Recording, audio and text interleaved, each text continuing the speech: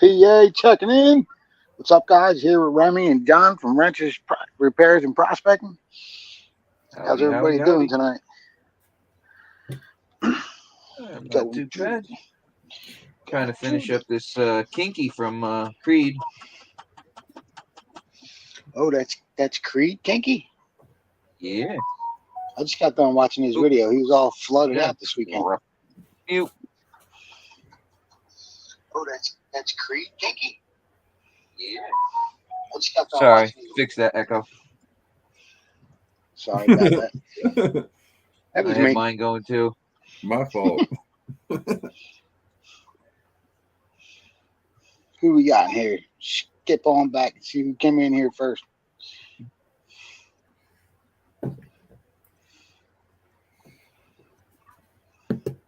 Tri Valley Metal Detecting. The Bug Come Files. on.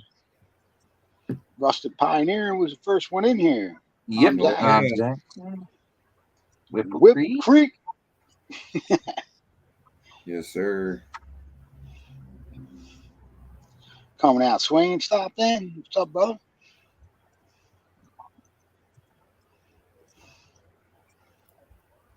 Rustin's lighting up the chat for us.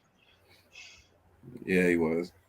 Patriot Prospecting and Outdoors. Got your email today, brother. I'll be sending you What's out a up? couple stickers. Chat for us. How many times I got to turn this volume off?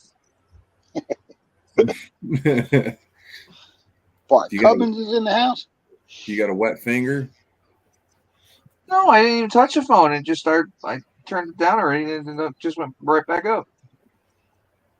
James Culver's in the house. Speaking of James Culver, John's making a couple changes to the huck we're doing for him, and you want to talk about that, John? You can. Yeah, I made a list, so it's a lot easier.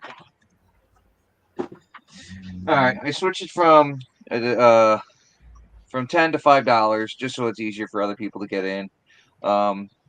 There's no maximum on winning. There's so many prizes. No maximum. The raffle's probably is gonna the stream will start at 5 p.m. The raffle will start at 5:30. So 10 minutes before that, I'm gonna cut the buy-in. Okay. So and it's the discount is 11 spots for $50 instead of 10 spots for 50. And anybody that donated gets a free spot. Cool. Yeah. PayPal is available through James, or Cash App it to me there. This way, So, keep track of it all. just asking about the rules there. Are we going to run multiple duck races since there's multiple prizes, or? Oh, we're gonna do lots of stuff. I don't know how, what, where yet. I'm working on that, but Okay. I have it set so I have the premium duck race. And on my community tabs, the update is the latest prize list. Mm-hmm. Whack, whack. I haven't gone through my phone today at all to check if anybody added, made any if anybody bought in or anything. So I will update that tonight, and that'll come up tomorrow. So Yeah, once you lock it down on what you're going to do and how it's going to work, you can yeah, drop a little vid on it and announce it as a raffle video or something like that. So far I got I'm Zaxxon, A3 Sky Warrior, LXR, Rocky Mountain Life Prospecting, David Maynard, somewhere in Ohio, Chris W, Allen, Curry, Carson, and JVC. So far for buy-ins, but I mean the prize list is, oh Jesus, Massive. A3 Sky Warrior, Banshee, Beerman's Girls, Bees and Bubbles. Travis has donated a group of things. You've got some stuff. JP, Can Do Veteran, Benzo, Thomas 907, James himself, Jeff over at Occasional Outlaw, George, Big Texas, David Maynard, Vendetta, Brad from Miller Prospecting, one of his Patreons, myself, Stacy over at 406 Mining, Gold Pans and Suntan, Uncle Jimmy's out West Adventures. Nice. Yeah. Um, LXR, Digging It Back, Jason E. Minor, Megadog, and Mr. Minix. So, and people that donated multiple prizes, we'll probably just make them into a single prize. Right. And we'll do is, I don't know if we'll set it up as, set the prizes up in order, smallest to largest and go to last man standing or what. I'm not sure yet. Right. We could do multiple races for each one, but I'm not sure if that's going to be easy to do with changing Yeah, each race. yeah, that was a I good gotta look. idea by JP with putting the prizes. Like if somebody donated multiple prizes, put it all together as one. Like Yeah, the bag of pay dirt and the pan that I'm donating. So it's yeah, like a because panning there's kit. 1, 2, 3. Jesus, let's do 1, 2, 3, 4. Yeah, Beerman's got what? 2 half-gram bags. He's got 2 freshies. I think he said some shirts. Travis has got a bag of his claim dirt. He's got Mm-hmm. a coffee mug. Right. He's got sticker pack and a La Trappe. So yeah, just be easier to combine it all. Yep. Yeah, same thing. George at Big Texas got 2 half-gram bag or quarter-gram bags. So just combine it to. It also makes shipping just a lot easier than trying to send everything out to everybody. Mm-hmm. All that stuff. It's just trying to go for to help James and the people that are donating are they're donating the money themselves to ship it. So Yep. so Zach that said, folks don't start getting in. I'll pony up more Yeah, and get half exactly. those great prize. Yeah, exactly. Nobody ponies anything up. They're going to be making out good. So you guys better get your tickets in, man. oh yeah. Yeah, I get paid Tuesday, so I'll be getting some. There's I, there's a I'm gonna prize get for some us. myself. Yeah. Yep, the You know. 24th. Expect me to be sending some money over to you, buddy. Oh yeah. We'll definitely go through everything. Show everybody will see the list. They can see the amount of entries, everything, so that no one could say. Well, they could say it all they want that it's rigged, but it If won't it be. ain't rigged, it ain't right. But He says so, opportunivore. so yeah, it's just Uh, my Cash App is Wrench6381. You know, um, James's PayPal is MRCULVA6. So just please, you need to put your channel name as a note when you make the donation for the raffle. So when you put your money in. So yeah, Now, unexpected things happen all the time, and when people get put out of work, we like to come together as a community and help out anybody we can that has issues like this, because that's what we're all hi about here, Tortuga. helping each other. did you see DB? DB says I don't do online banking, so I don't know how to get tickets. I honestly send money in the mail for stuff. That's fine. You can do that, DB. We'll make DB, an I have exception. my address in my community tab. You could send it there, or um, You could send it to me, and I'll send it electronically, or whatever Yeah. you want to do. It all helps out James and Yep. his family. So there you go. we'll make it work. Hmm. What's up, JP Tortuga? was saying that pick a prize and pick a winner. Do them Yeah. individually, I guess. Yeah, Yeah, that's fine. Just yeah, prize number one, prize number two, and then run a yep, race for that prize. That would probably be the best way. yeah. Richard's in I the mean, I'll house, talk with A3. JP more. I'll talk with everybody more because, again, this is my first one, so I will definitely be consulting other people for help. Just because I want complete transparency to everybody, and I want it to be the fairest and the best time for everybody. DB's in Joey here. Brown won the other day. Actually, he won the grand prize from Oh yeah, he did. Big That Tex. that was definitely rigged. I don't care what Oh anybody says. yeah. James, we're just happy to be able to help you out, because Yeah. I know what's to come. I've been in a not so bad accident, and it's 4 years later, and I'm still dealing with it. So yeah, times will probably, rough times are to come.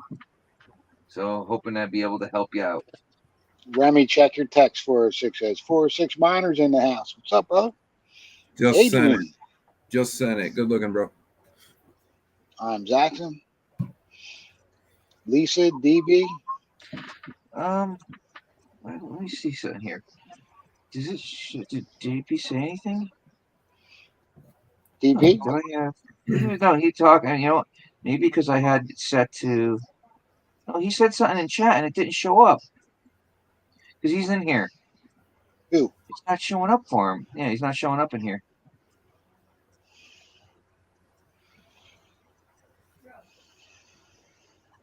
Huh. And you don't have any. It doesn't say anything. Is odd because it's just live chat. You don't have any preferences set. No, I don't think And so. I have all messages checked. Now, did it show up in StreamYard? I don't see anything. No. No, I don't. But hi, JP. I'll have to figure something out. I don't know why.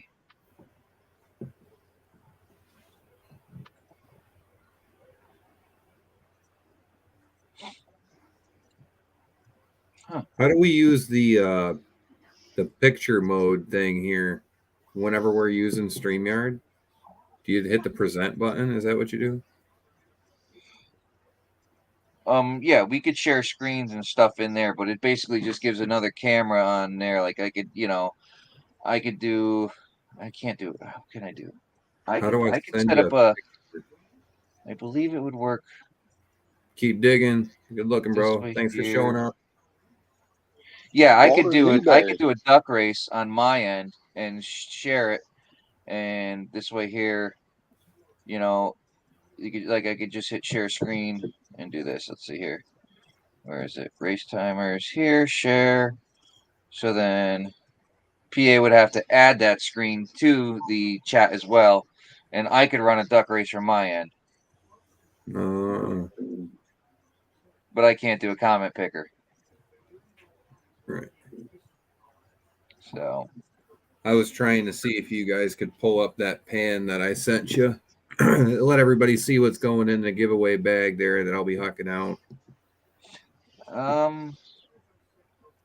That's what's put together I'd have so to go on far. StreamYard on my phone here.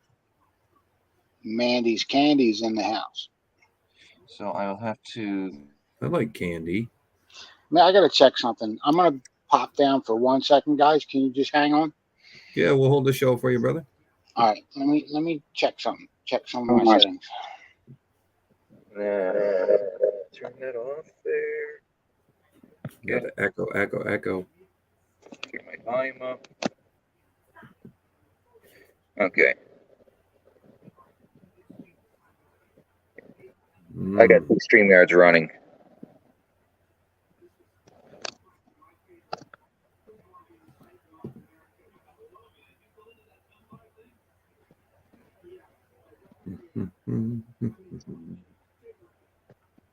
I'm gonna have to figure out how to do that myself too. Yeah, I have keys to his show, so I can get in there and I actually got the big red button on mine too. I could end the show if something came up, so to help him out, I can invite add guests, take them away, mute mics, stuff like that. Put someone in backstage or let them in. Basically the same controls you have on when you're doing your stream. Mm-hmm. So yeah, that's odd. I don't know why. You guys were pulling up video last time when in PA's hole. Yes, that was me doing it on mine. Let's see here. More. Lisa's asking when's the last chance to buy in for James. It'll be that day, the 8th. Take it. That's the 8th of next month. Yes, it is. What's happening, Creed? I got it's in the pan. I'm working it. Got that shiny. Hey, can do. Jason E. Minor. Welcome.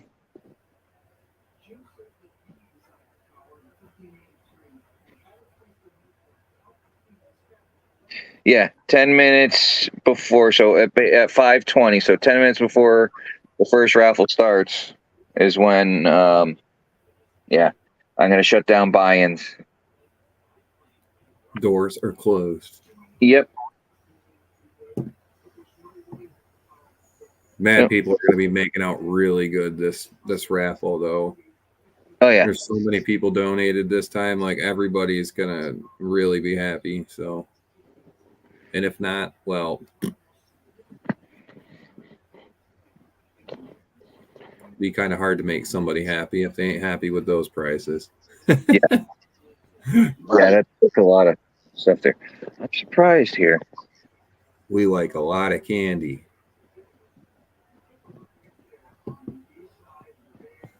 Smash the like button. I'll probably end up giving like JP a call and talking to him, and because he's done quite a few benefits, so I'll pick his pick his brain on it. Is he Hey, still in here? Tales told in the dark. Can do. What's up? Yeah, I don't know if he's still in here. I can't see him. Could have been my settings, dude. I think you should be able to chat now.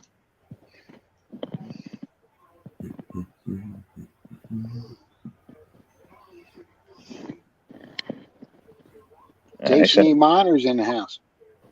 Mm-hmm. I sent him a message.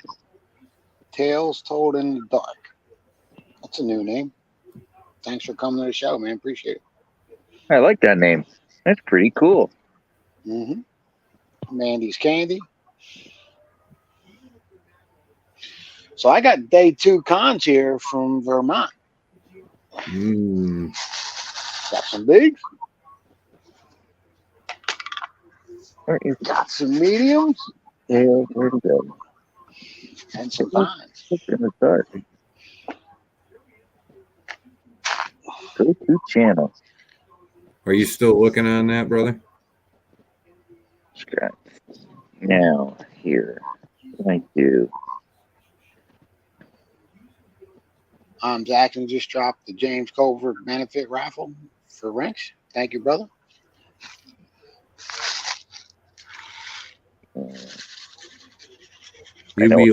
You'd be a lucky pig and shit you find anything in that, brother.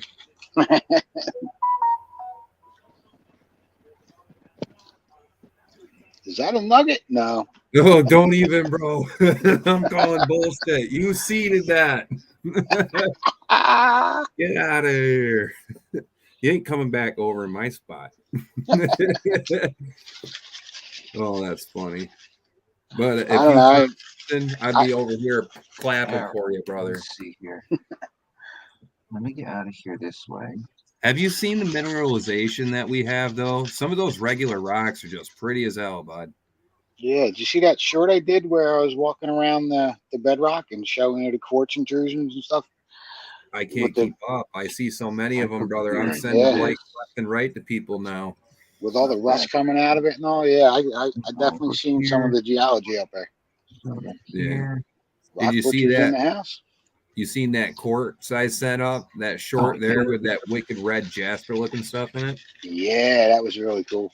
Oh my God. I'm going to take a chunk of that red out of that vein and I'm going to bring it home. You want me to show that picture with the quarter? Yeah, absolutely. So this is what I've got out of the spot below where everybody's been. So that was out of 6 to 8 5-gallon buckets, flaky stuff, 1 load gold piece. I'm going to go back over. That's just the start of it, guys. So I'm going to get more put together that's going in that 1 pound pay dirt bag I'll be hucking. So I appreciate it, Ranch. Thank you, man. Yeah, that piece right there looks really nice, right above the quarter. That's Yeah, that one you you're put a talking about. jeweler's. Yeah, you put a jeweler's loop up there and look at that sharp, angular. It's been eroded out of some other rock. Yep, but all that's getting thrown in a 1 pound bag, and there will be more. So, good looking, bro. Thank you. I'm not finalizing that Huck situation. The pick of that will be on the 31st of October on Halloween. I'll definitely be getting in on that myself there, Mr. Remy. I'm gonna make it a hard bag. It's gonna be Nice. it's all the black stuff, bud. Nice. Big pieces of garnet. I got a handful of garnet gemstones that have fell out of the rocks themselves that are going in there too. No nuggets, Remy. Oh man, if I find nuggets and it's out of that once, that's why it's gonna be hole in one, man. It's from that video. It's from that spot. All the gold that's out of that spot is going in that bag for whoever ends up winning that. So I got until Halloween to put even more from that same spot in there for you guys. And if you don't end up winning, brother, you'll end up getting one from me anyway, dude. You guys are my bros, man. You guys want one, I'll put one together on my time. You know what I'll do? I'll pan it right here on the live, bro. Oh, I know you will. It's good dirt, bud. PA, there's a message for you in the private chat.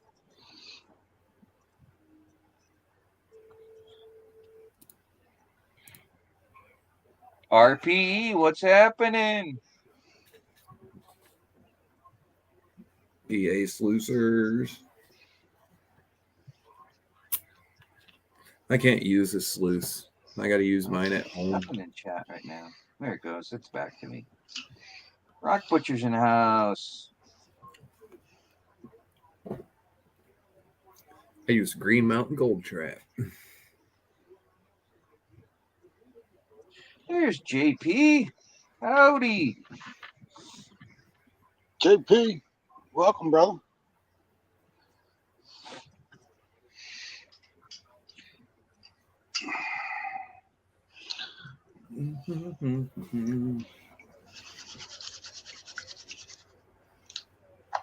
Oh, yeah. Walter Newberry. Walt, what's going on, brother? How are you? Man, Walt let me go dredging for the first time in my life, dude. I had a blast. That's got to be fun. He couldn't get me out the water, man. I was in there for like an hour and a half. We're running out of gas, PA. That's exactly what happened. He tapped me on the shoulder and the machine shut off. They let you run it dry. Let him work. Let him work. Rich, what's going on? Bart. Who else? Am I missing anybody? That's what I'm saying. I work as a miner. You wouldn't be able to get me off the machines, bud. Oh, yeah, man. I was like, oh, my God, this is so fun. Yeah, you put me on some good gold-bearing ground, and you tell me I can get a cut, and you got yourself a worker. Man, I'd love to sit there and just have like a nice small dredge there, and just bring the excavator and just sit there. Boom, boom, boom, Yeah. boom, boom, boom. With a wash plant, yeah, boy. Yeah, nice dredge. Yeah, wash plant that's big enough for it in the water though. I'll walk right out there, make myself a little island, work off, move around. I want to be It's on the illegal water. to use. I It's don't want to be illegal off to the use. side. Yeah, it's illegal to use a wash plant in the creeks and waters. You get It's away with illegal one to of them anything everywhere. RPEs, bro. What was that? You get away with one of them RPEs up there. I mean, you could, but no.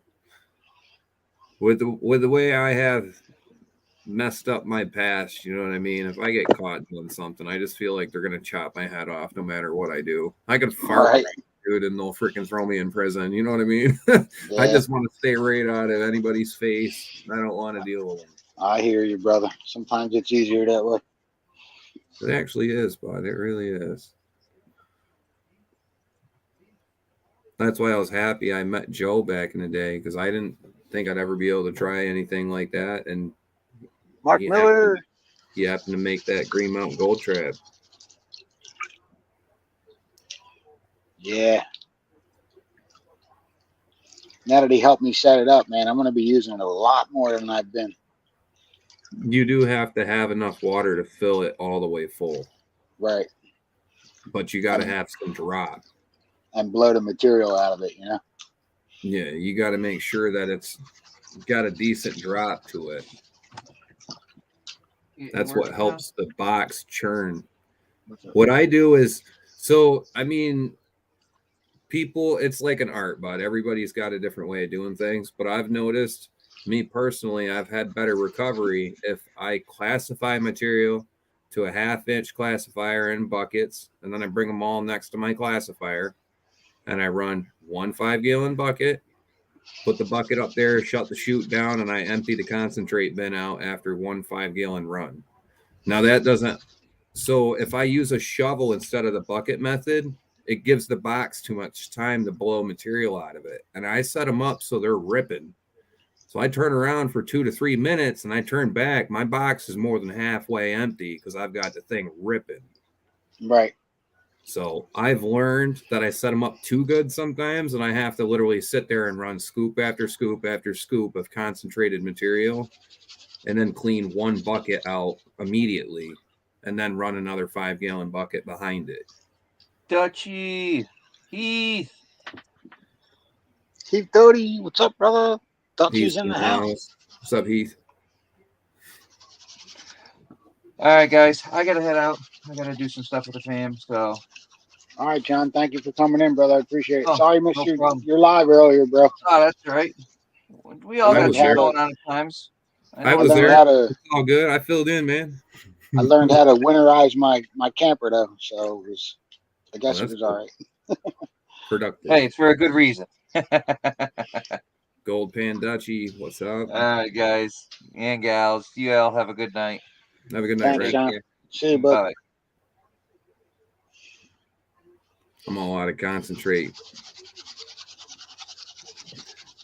I ran 3 liters of concentrate from that hole yesterday from morning till night, 1 tablespoon at a time.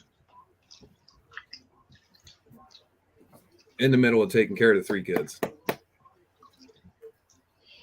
Nice. Oh, man. I'm pretty well sick of seeing my pan, but now I don't have any more gold to get, so. Got to go back out and get cold again in the river. I picked up a 3mm wetsuit, so I'm hoping that helps this winter. I go down North Carolina. It's not really that bad down there. I was down there quite a few times, and it was like 30 at night and 50 during the day. So I'm hoping that holds true for this season too. Yeah. Well, Go ahead. I got some dredging to do this fall and winter. Oh, all right. Got yourself a little setup for the winter time. Yeah, man. I can't wait to get down there. You lucky bastard. You hope you have some fun. Better find some pickers for all of us, yeah?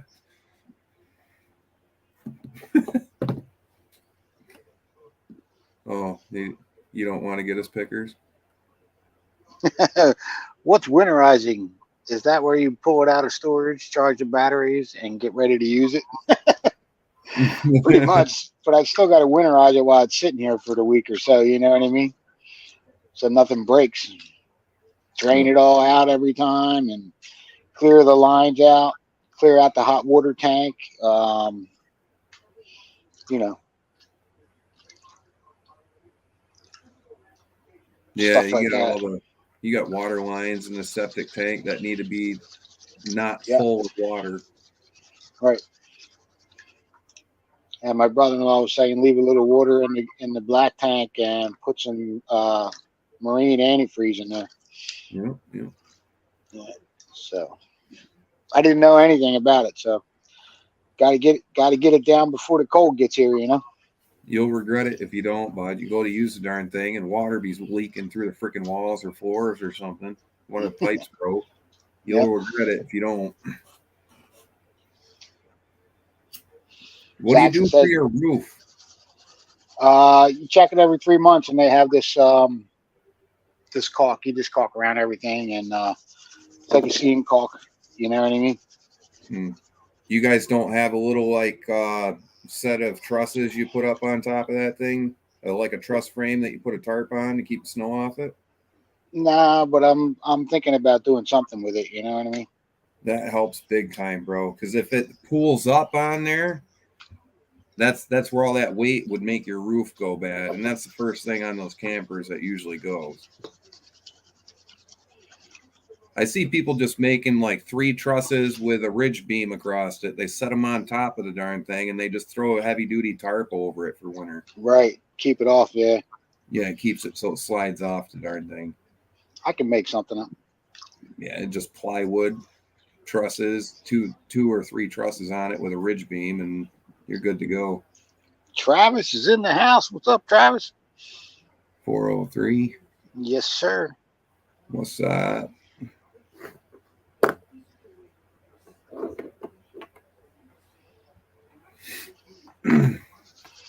Somebody asking about the cold trap. I must have missed it.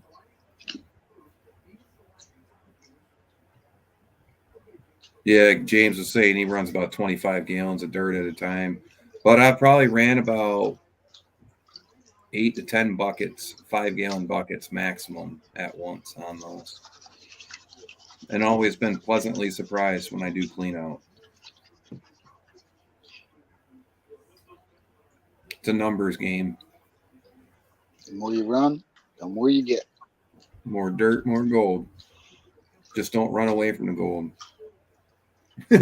You got to be on the gold to get the gold. Right. That's my problem. I like to dig in places there's no gold. So I got to work on that. It's a little bit of a I'm learning now. thing, man. It's weird because like if you can strip back nature, like all the foliage and stuff in your mind, and kind of strip it back and look at the shape of the mountains and stuff and the rocks that's going around, you can kind of picture up here where you're in these valleys where you were with us.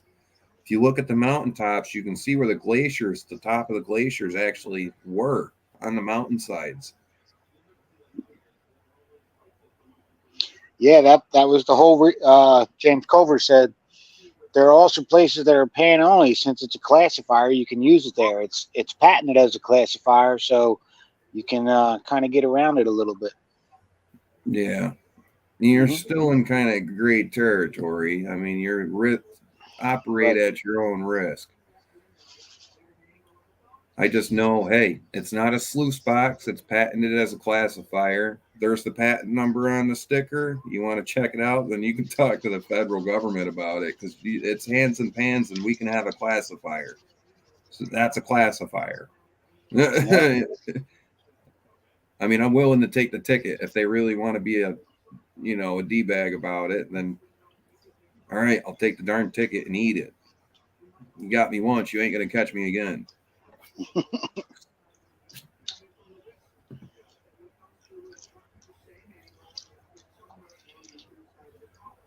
James still stuck doing nothing. I feel you, brother. Busy bees like us don't like sitting around. No, especially when there's gold to be had. Oh yeah, I know. All this flooding everybody's had too. It's just caused a whole new gold rush all across the country. I really wish that I spent a little more time further up on that hill when we were down in that gorge too. Further up by where the water was, You need to get up away from the edge, bud. You got to get up on the bedrock about 6 to 8 foot above the water level, dude. Yeah. It's not where you think it'd be in there. That channel rips so fast that down in the bottom of that is like a big blowout zone. Literally, if you pull bedrock off the walls where it's all fractured and you move them and clean that out, that's your payday in there. That's why I was saying I really wish that I'd spent a little more time. I was watching one of Bogus Prospecting's videos, and he was talking about that exact thing. And when the water's really flowing, the gold's up higher. And he was see, Walt, Thanks for stopping in, brother. Get that grub, brother. And yeah, he was talking about getting stuff up off the benches, and yeah, he was getting some gold, man. It was The over in only thing, Australia, but yeah, same well, type of situation. yeah, it exactly is. So like, so they have a lot of their crevices in the bedrock that their stuff gets caught in. That's the same concept of what's happening in the gorge, except it's a narrow channel in there with bedrock on both sides. Right. So it's a very fast moving channel through there. What you got to do is find the edges of the rock on the walls that jut out, and you got to go behind downstream on the side of the wall behind those. And the Mm-hmm. gold will hit the wall and get caught in the crevices in the wall, and it'll get stuck there, bud. Because And then when it's the water moving so goes down, fast. Yeah. yeah, and then when the water goes down, it's left in the wall 6 to 8 feet above the water line. I think I saw a nice flake.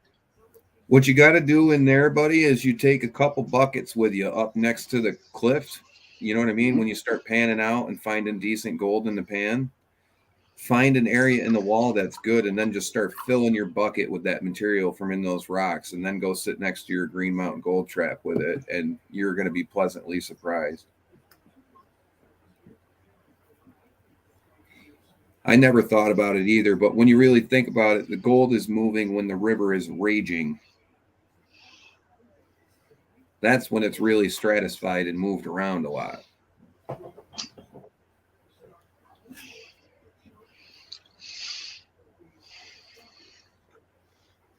Big, coarse, heavy black sand here. Yeah, I know. Wait until you see. Oh, dude, I'm gonna send you a payback one of these days, bro. I'm gonna get you the. All right, so like, you see how that looks pretty grainy on the TV screen from now? Yeah. Yeah. There's garnets and black sand pieces, big pieces of it too, and it's not just one size. It's actually all the sizes of black sand. So you know all the heavies are falling there, not just small pieces. That was a nice little piece of gold trying to sneak out of there. Yeah, that's why I keep my snuffer bottle on hand for Vermont. I'll just snuff them up as they start to come out because they will not go through the black sand. They're lighter than the grains of heavies, and their surface area is very big, so they won't work through it.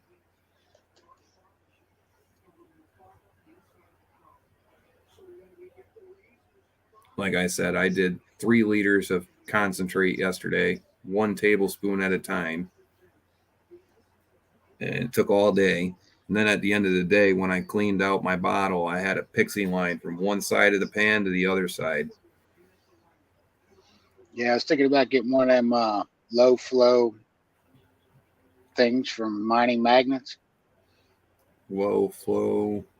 Yeah, it's for what to run your cleanup sluice. So I can bring it down.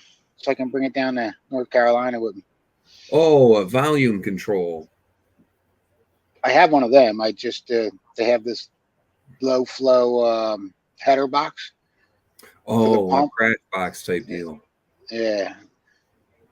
Those help a lot. Yeah, I like the crash boxes. Joe from Green Mountain Gold Trap gave me one of his that he had made. After that, I've made crash boxes for all of my sluice boxes at home.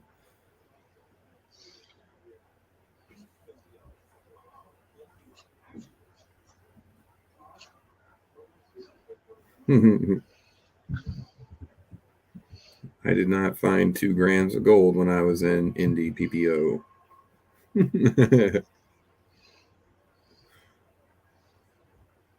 It's not a bad little flake there.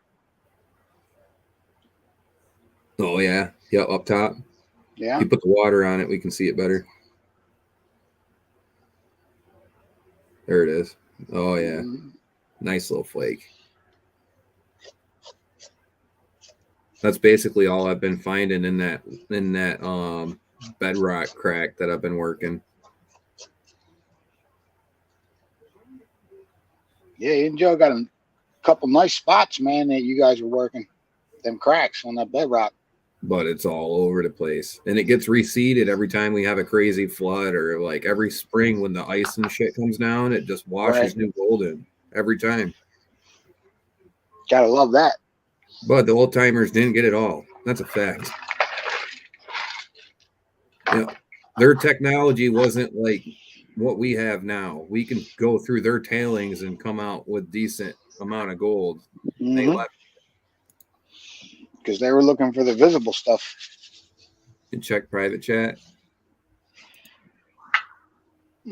Somebody's trying to come up. Travis. Yeah, 403. There you go, dude. What's up, Gentlemen? Travis? How's it going? All right. Didn't know how long you're sitting limbo in there. I just happened to see a message. Sorry. No worries. Sorry, I was brother. not. No, it's all good, man. It's all good. How you guys doing? Good, man. Running Hey. through some of this dirt. Is that Vermont dirt still? Yeah, this is the river stuff from the next day. Oh yeah, Day Nice. 2. day 2. Were Yeah, you look on at that. earlier? What's that, What's that, bro? Remy? Were you on earlier, Travis? When? No, I'm out in BC at my claim. I just got back Woo-wee. Hope to you're having my fun. back to my hotel. So yeah, no, yeah. I'm going to try and get this picture up. I got this out of 6 buckets the other day. This is going in that pay dirt bag. Let's see if we can get it in there. Oh yeah. Nice. That's a trap pan. That's Nice. just six buckets. Some good color. They got a little piece of load gold in there, all sharp, edgy feeler piece. I looked at it with the Oh, jeweler. Yeah, it's load Nice. gold for sure. Yeah, if it's nice and sharp like that, yeah, you're close to the source, eh? So I have to get well, I think I have an idea where the source is. I just we try to keep quiet about it. oh yeah, you gotta keep that hush hush. Exactly. Yeah. If you're finding a source of gold in Vermont, you might want to Yeah, exactly, eh? Yeah. We don't have load gold here. It didn't come from here. No. I would love to find some load gold, man. No. Rusted, Man. you still in the house, bro? You see Rusted in there? By any My chance? Canadian brother, where is he?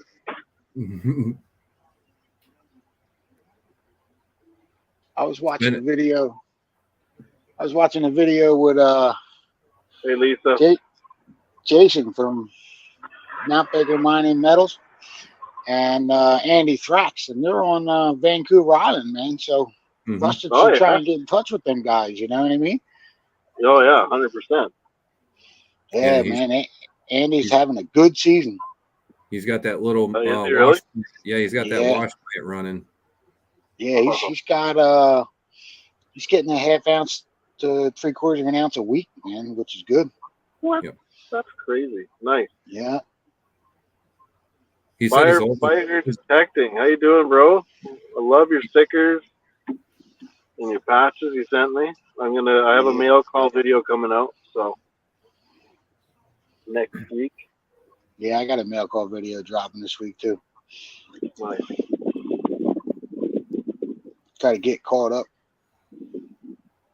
I know, right? Joey Kind Brown. of hoarding my content for the winter time. Got to pick me up a post office box this week too, man. So. Oh yeah. Megadog 555. Did you find out if he got the filters done on that excavator or no? I got a bunch of salmon on my claim. They're starting to go up the river. They're doing spawning right now. Nice. It is. Yeah, that's like probably got 50, like a school of 50 fish going up through just one part of my claim. Oh man. Do you guys net those, or do you guys fish them with your fly rods? Oh, I fish with my fly rod. Oh But- man, you gotta do it like the grizzly bears did. Snatch them right out of the creek. You Man, can't. They That's over what I there did. drag racing. They over there drag racing without me, dude. Yeah, they are, man. Welcome to BC, home of Jeez. drag racing and Hell's Angels. Oh yeah, brother. I know all about it. Yeah, but this creek, man, you can just grab them right. Like I tried today to grab one. I almost got one. Scoop They're it up, slippery bud. fast. Jump in. Yeah, take a video of it, eh? Just go raw dog on it, Jesus. I got a buddy up there. He's got a plot of land up there, right on the the U.S. side of the border. Like you look across the street, and it's like there's Canada. You know what I'm saying? And we're up there. It's been a minute since I heard anybody say, "Hey." Right. It's been a year, probably about almost a year. We were up there getting his property ready. And man, this guy is like out in the boonies, bro. He raises hunting hounds, coyote hunting hounds up there. And he's like literally right on. You see the or not, what is it? Border Patrol. You see in Border Patrol and Customs going back and forth across that road all day long. Oh yeah, yeah. No, that guy's cool beans up there. Well, he's a Right. riot. He's fun. And he's got like 50 hunting hounds up there, and it's like loud as heck when you're trying to talk to him. He's like, "Oh, you hear me, eh?" I'm like, "No, I didn't hear you. I'm deaf." I heard "a." You saying that loud and clear, bro. I heard you.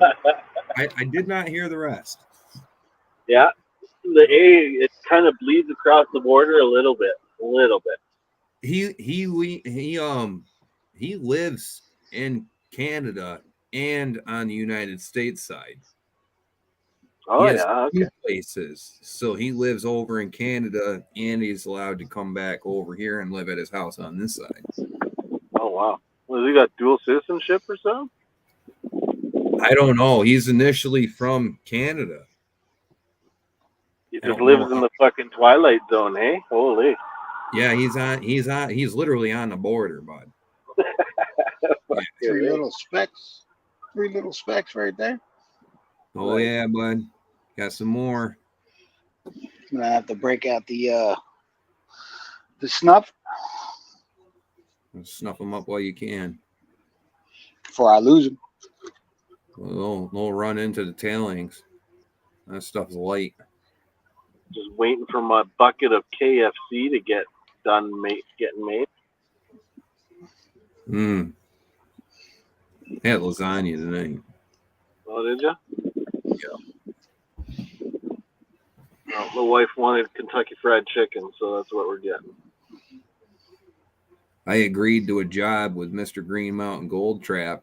I agreed to a job, and I didn't. I forgot what a church steeple was. Oh my god. I'm not scared of heights or anything, but like Good luck. he sent me an email with his drone flying up the friggin' thing, man, and I'm like, oh crap, that's what the steeple is. I was like, shoot.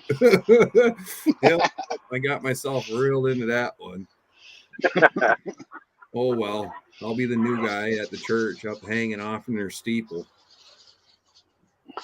Pitbull prospecting. How you doing, bro? Pitbull prospecting. What's going on, man? Welcome to the channel. Pitbull's having grilled buffalo burgers and hot wings. Damn, that sounds good. Are the hot wings burger flavored?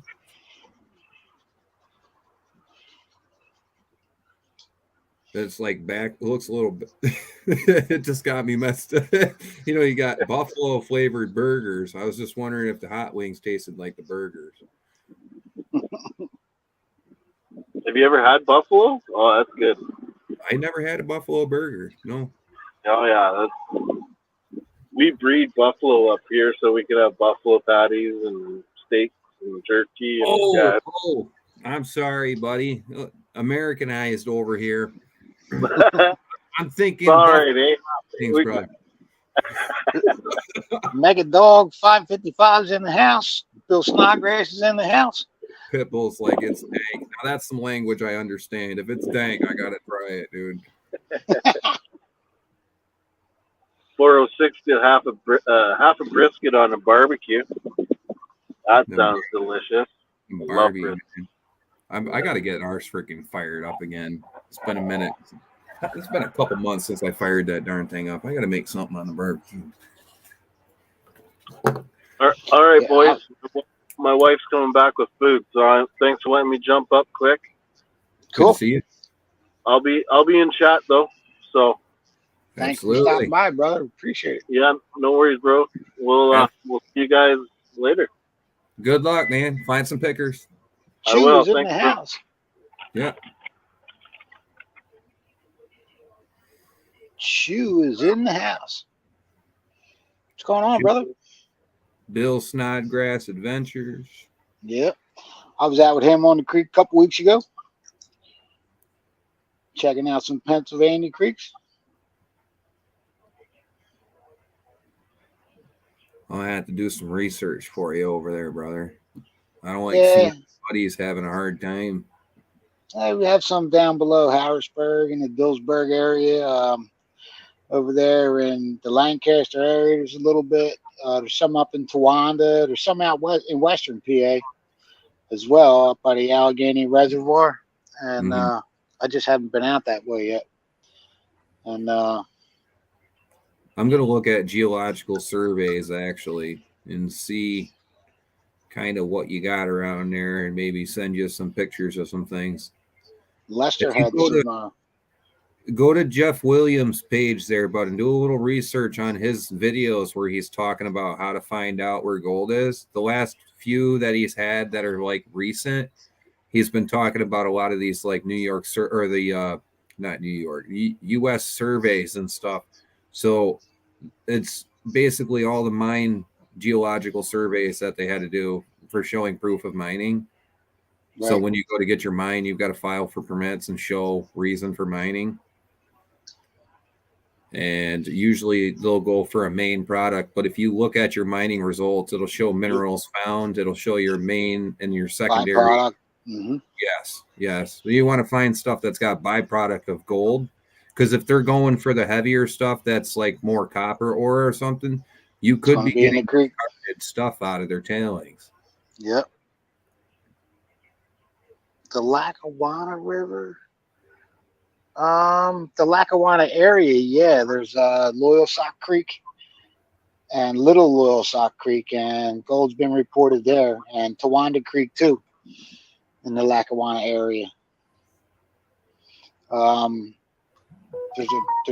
There was a mine in Pottsgrove out by Scranton too, and gold was a byproduct out there too. I think it was a copper mine.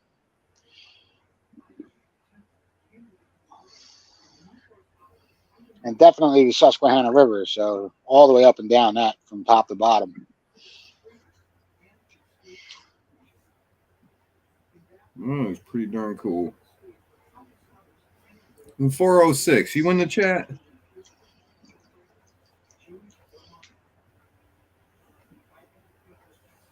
If you are, good looking on that, bro. That looks cool.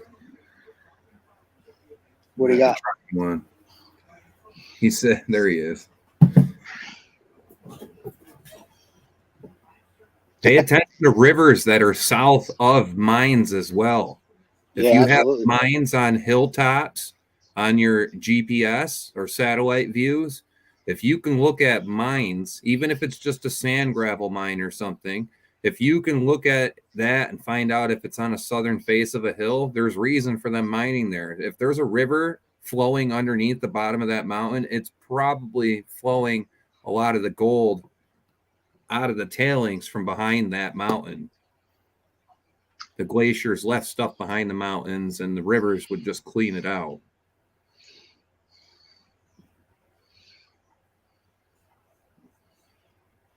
Heath was saying he was looking at a few spots a few years ago when he was getting pics in Lackawanna, Trustville.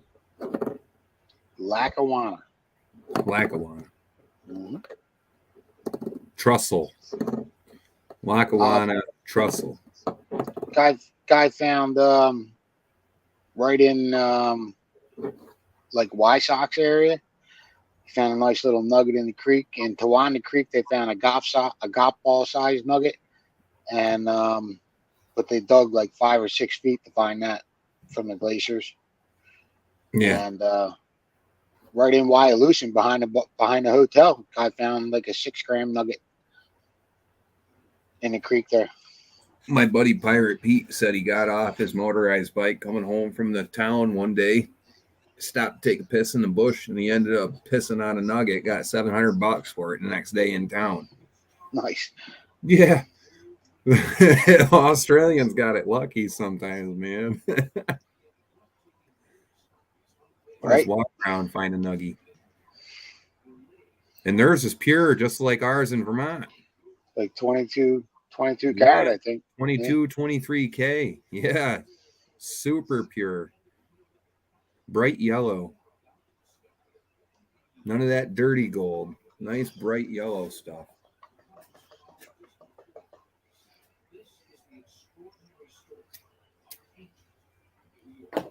Don't want to move.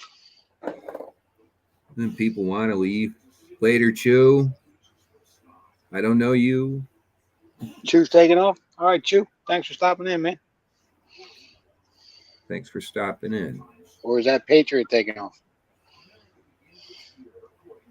Then somebody thought Chew were leaving. I thought, I don't know. I see people coming in and out. I love it, dude. They're in and out.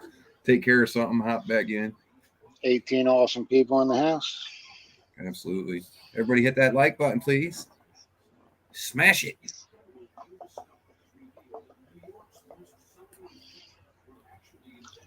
Smash it real hard. Jeff Williams. Yeah, I used to watch a lot of his shows, man. He's a funny cat. He's been dealing with some health issues, I guess. Yeah.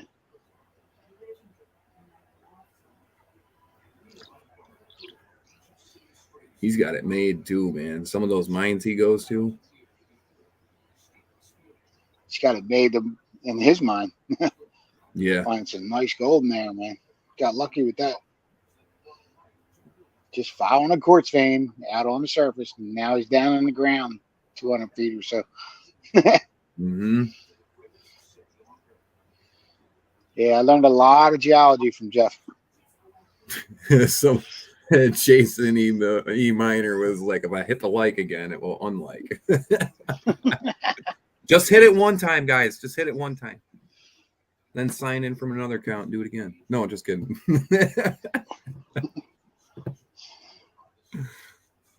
I appreciate everybody stopping by. Borrow your mom's phone and hit like. Your dad's phone, your kid's phone.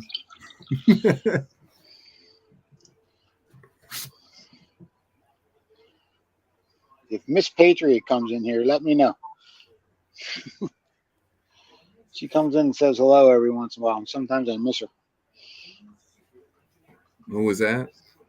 I said, if Mrs. Patriot comes in here, let me know. Yes, sir. She's like, came in and said hi, and you didn't respond. I'm like, I'm panning. I'm staring at the pan.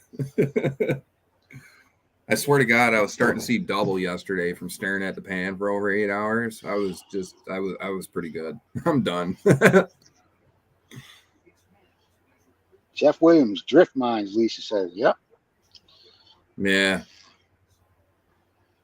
Yeah, but they've got some serious veins and hangers in there. So they can have hanging walls and footer walls and actually run a legit drift mine through. Yeah. He's looking for them old creek beds down there. You got to remember that the whole West Coast was a low-lying ocean, and there was creeks that got buried with lava. There's like some places have 14,000 feet of lava in them. You know what I mean? 4,000, 6,000 feet of lava when you could stand waist high in your shorts in an ocean back in the day. You know what I mean? Mm-hmm. Meaning millions of years ago. And with all that volcanic activity over there, there was many creek beds that are buried deep, and you can find gold in all them creek beds from before, you know. So that's what he's on to. Ancient creek beds. And that's when there was a lot more volcanic activity too. So they're not dumb, but they know what they're looking for. Well, you got to remember that area was active for 5 million years. It pretty much erupted every single day for 5 million years, man. Yeah. Back 50 million years ago, you know. We get a lot of rivers that carve canyons out and stuff and ravines, but if you look in the banks, you can find the old channels. Yeah. Up high, up on the shelves. Yeah, that's why I keep telling people, look up, guys. You're in the riverbed. Look up, look at the wall. Pay attention to the wall. I try telling the kids that all the time. Look at the walls. You see anything funny up there? You're like, yeah, there's a line. Yep, that's an old riverbed, bud. The kids get amazed seeing that stuff, dude. They just think it's a rock wall, and then you point it out to them, and they're like, oh, yeah.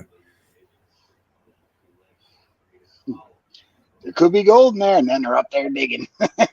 You're going to have to go jump over on the claim. Hey! Cracks me up. I was a creek rat my whole life, man, and never knew to look for gold ever until I was older.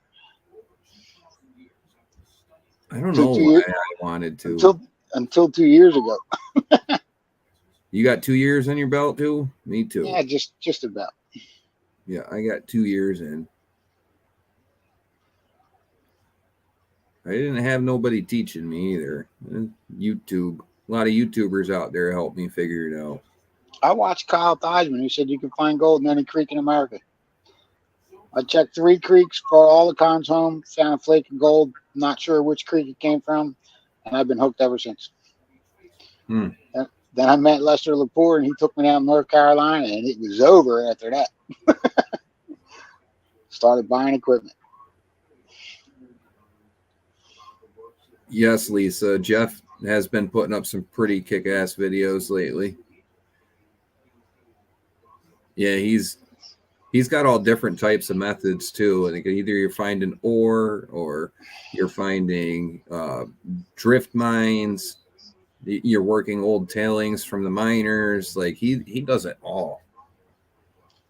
One of the most fascinating videos by Jeff was when he did that mold of the creek and put rocks here, put rocks there, and it changed. That's my favorite.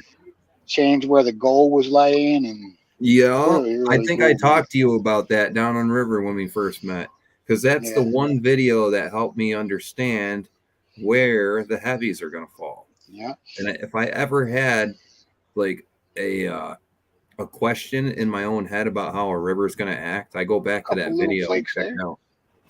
Yeah, he got me out there. He got me out there during the rainstorms and stuff, checking creeks, you know.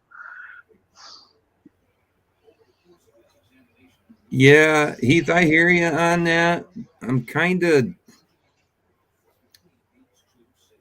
of feel like there's more turds under those rocks than gold up there. I mean, I ran 15 gallons out of the topsoil and had an okay pan, but I mean, I was still in the overburden, and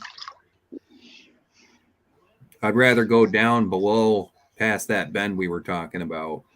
Get down below that mine. James Culver's asking when I'm going to run that dredge. October 6th, brother. October 6th, 7th, and 8th. Right before your hook, I'll be going live from where my Lucky Strike. When John does the giveaway. There's an app. Patriots Prospecting and Outdoors said there's an app that shows old mining sites in every state. Sorry to interrupt. All good. I'll shut up now. USGS. Yes, that is it. Yeah, you're right. That's the one that Jeff Williams was talking about. The USGS site is extremely helpful. Yeah. See, every mine that was ever open had a report to the state and do that geologic survey report, like you said. Yep. and you just have to find them. You know what I mean?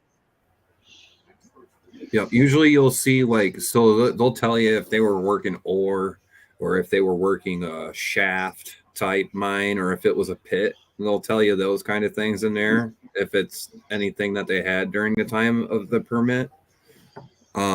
If you go back really far, you start to see like less and less information about the mines, but they will tell you what they were mining and what kind of mine it was for the most part. Yep, and what the byproducts were. Right. That's what I look for is the byproducts because really they're going to go for what's making money. And gold over here, back in the day, they stopped looking for gold because farming was more profitable. So a lot Every of the legal mine is Jason Miner saying every legal mine that is. Yes, exactly. Yes. Yes. Yeah, there's a lot of test mine holes up in the mountains when you go hike around up here in the Green Mountains. You see a lot of test pits. Mm-hmm. Mr. Beans in the house. What's going on, brother? Hope everything is well. Mr. Bean. Mm-hmm. That guy was funny. Yeah, please drop that link to that app there, Mr. Patriot.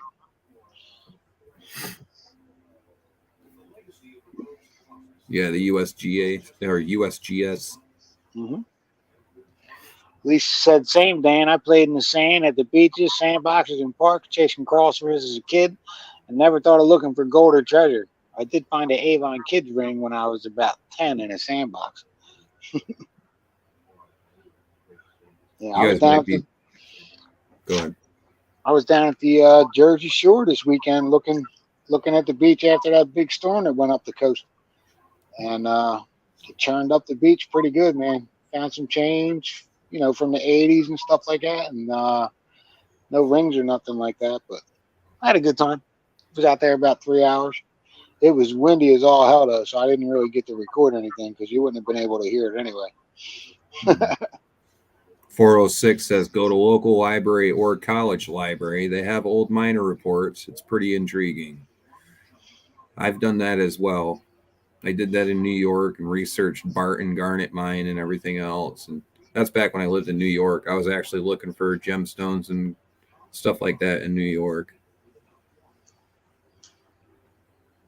That's before I got the gold bug.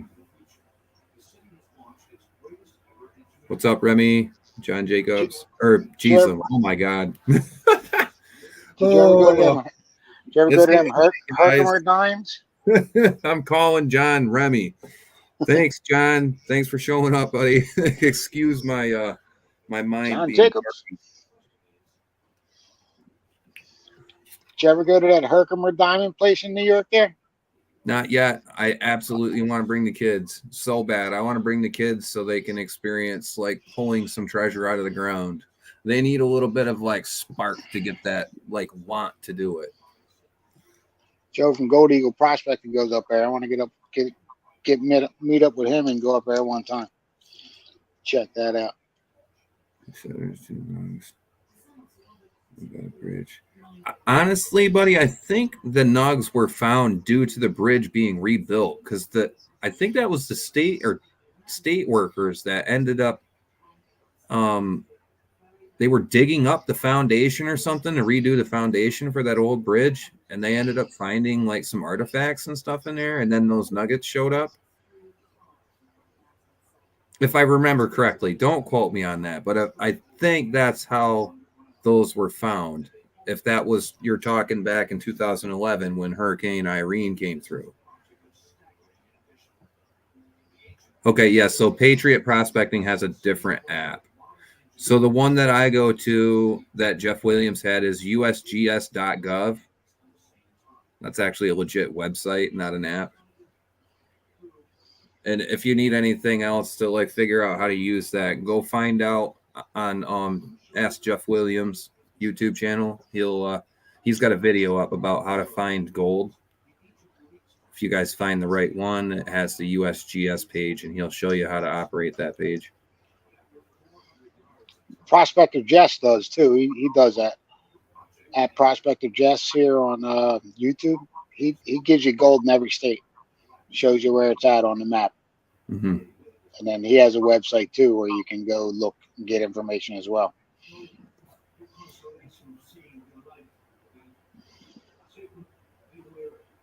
Yeah, I'm wondering what got lost downriver too, Heath. But I'm thinking if they were somewhat big, they might have stuck around pretty close to there. I really don't like chasing the nuggets, man, because that's kind of like, I don't know. Did you You'll see be that Jeff? you'll Did you be see that digging Jeff dirt. Williams wiggle, dude? What's that? Did you see that Jeff Williams wiggle right there? Jeff Williams, what? Wiggle. Oh, the Williams wiggle. Yep. Well, you got the Alabama bump, right? They got the bump and the You got Jeff the Williams wiggle. Alabama bump, and you got the Williams wiggle. All right. We're good. We're good. We're good, man. It's all right. If you guys don't know what we're talking about, check out Jeff Williams' page. Jeff Williams says, tap it up like this, Yeah, Alabama bump right there. and Yes, then sir. you give it the wiggle. And that's the Williams wiggle. You got to get that little shimmy. I call it a shimmy shake.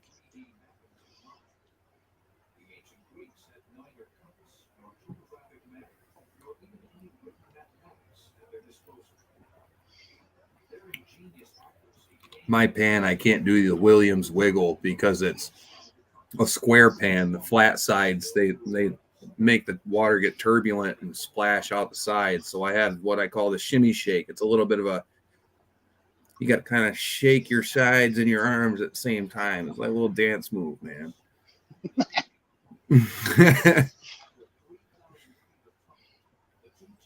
Make me feel like I'm tweaking out, sitting here trying to pan my stuff out. Shimmy shake.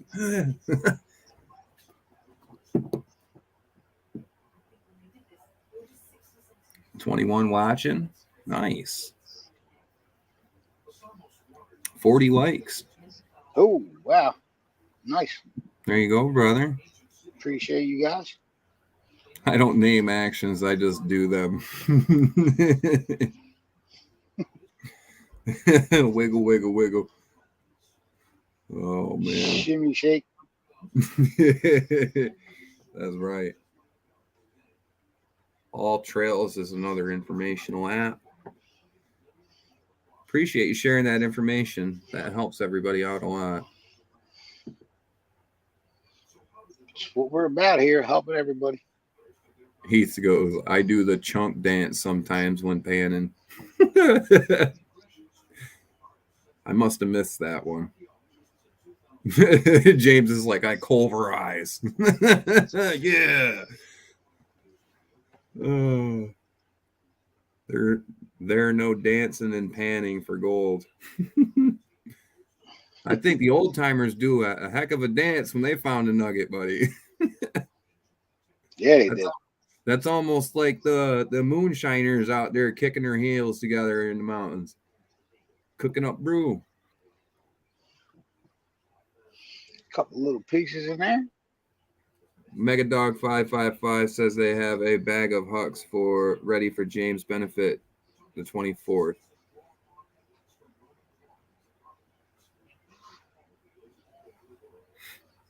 Send John an email, Rutgers Repairs and Prospecting at gmail.com, I believe it is. There you go, Zaxxon. Thank you very much, buddy. There you go, guys. Zaxxon just posted the link to the usgs.gov. That page helps find mines and their products and byproducts when they were doing test samples. It'll also tell you what kind of mine it is. There you go. That's nice when you got a piece in every pan, bud. That's what I did with 3 liters of dirt yesterday, and I had a piece or 3 in every single one out of a tablespoon.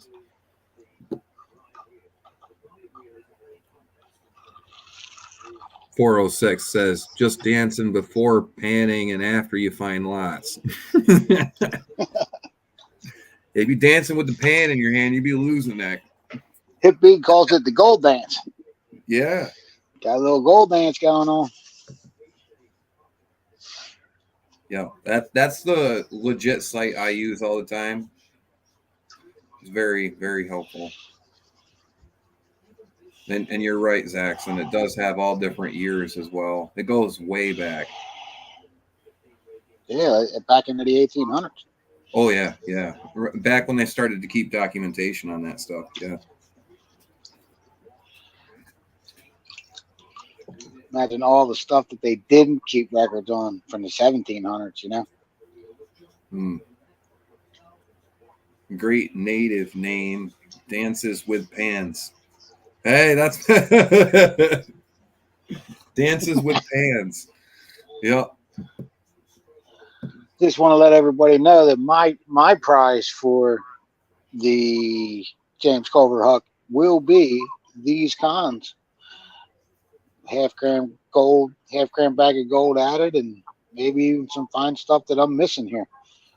And it's all going to be the Vermont cons from my trip that just went past.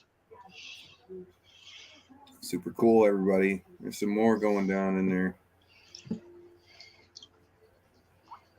Although I really like this RPE pan, man. It does pretty well.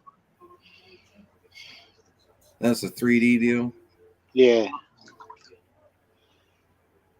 After watching Lisa's video, I sanded it down a little bit. So You haven't had a problem with the texture on the bottom, on the floor? no, I haven't even seen any gold in it. You know, I got some black sand like right in here. You know what I mean? Got a little dirty. It stays dirty, but I don't really see any gold in it. And I use my microscope. Yeah, I was just kind of curious because I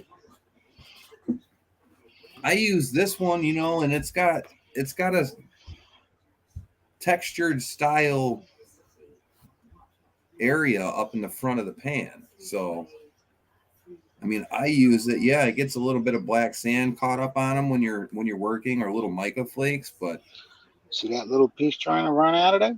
Oh yeah. yeah. Second whip. Get back down there. And get in the pan. If it's going to be a pain, you might as well suck it up. Put it in timeout. Yes, Jeff Williams did just upload that. And honestly, I went to click on it and I noticed it was 8 o'clock. So I was like, oh, crap. I got to go over to live stream. I'm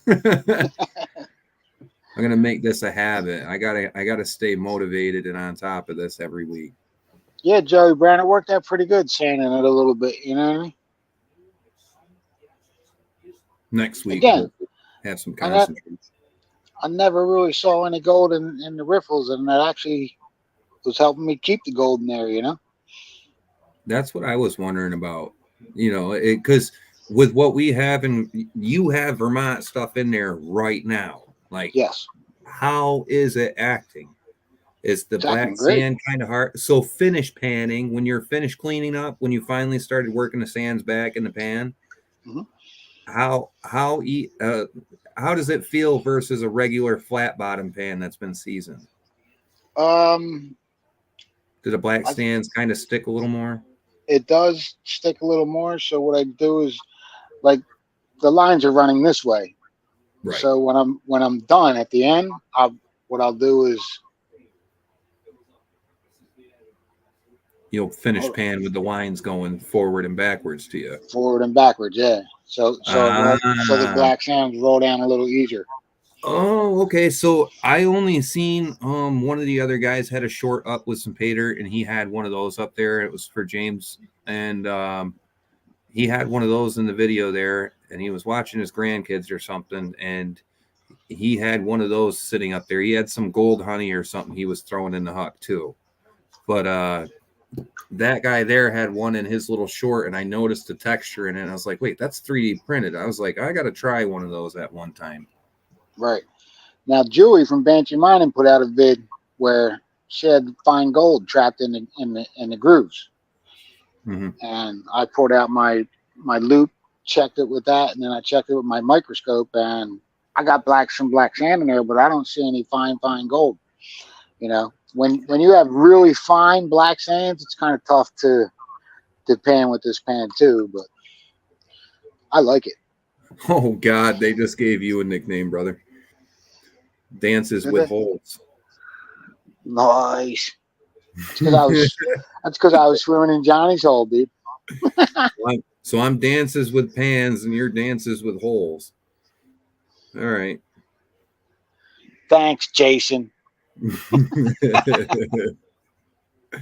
That's great. Oh man. Do they come in any different colors? I don't remember honestly, but you can reach out to at just lucid at gmail.com and he can fill you in, man. Okay. Eric is the man. I You gotta know, try and get you one. and the RP sluice at $40. It's not a bad deal at all, people. If you want one, get on over there, see Eric. While I was up there in Vermont, Joseph hooked me up with a Placer Tools magnet, check for black sands, and a set of dowsing rods. So I sent him an RP paint. I had Eric send him one up. Oh, Lisa goes, my name is Tripping in Holes. Oh man. Oh god, dude. My hip giving out the way it does, I just trip on nothing. I used to fall in the creek every time I went, man. The other day when I was working in the hole by myself for the video, that's 8 hours roughly in the water, and I can tell you what, I was trying to be. You get tired, man. Yeah, well, with my hip and my back the way they are, they pinch up sometimes when I fall. And the last time I fell, my old lady was behind me, and it was a good thing she caught me because I literally fell down like an old man who can't walk, dude. Like it's not good. And she caught me the third time, and I dropped my phone and everything, and almost fell back into the door frame here in our kitchen. But it's a little dangerous going by myself. I try to take it easy when I'm out there by myself. I ended up I blew my hip up in high school football, and I ended up getting it replaced when I was 44. But before that, I could be walking and I just feel like my leg completely gave out on me and almost fell down. So I know what you're talking about. I'm only 35. Yeah, I'm only 35, bro. Like my back pinched so bad the other day, dude. That made me a little nervous and a little eye opening. It was an eye opener, bud. Like you have your back pinched twice in a day, and you're like, wow, that almost made me fall. And you're thinking that, I was thinking that, and then all of a sudden it's like that one time I turned around trying to take it easy, turn around, and all of a sudden I'm reaching for the wall. I dropped my phone, and I'm starting to fall backwards, and thank God she was standing behind me. And she caught me. If she didn't catch me, I would have smacked my head right against the door frame here. I was going down, brother. Yeah, getting old sucks, bro. Wish we didn't have to, bud. Yeah, I'm a hurting unit, Lisa. I try to just keep moving, that's all. Great Lakes Adventures, what's up? Thanks for stopping in. Sitting here paying some of the cons from our Vermont trip on Labor Day weekend. Day 2. 406 goes, my name must be Dig Under Tree.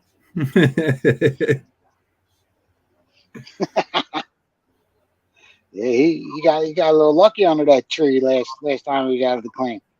I seen him under there, bud. He's like me. I get under the crazy cliff sides to test that old river channel. Meanwhile, there's boulders above me. Yeah, I was looking up when I was digging under in that rusty stuff. I said, "Whoa, that's a big boulder up there."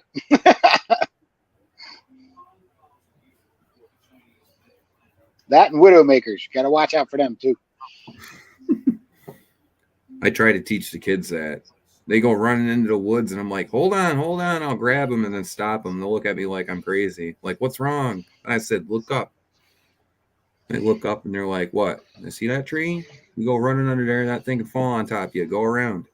Pay attention. Look up.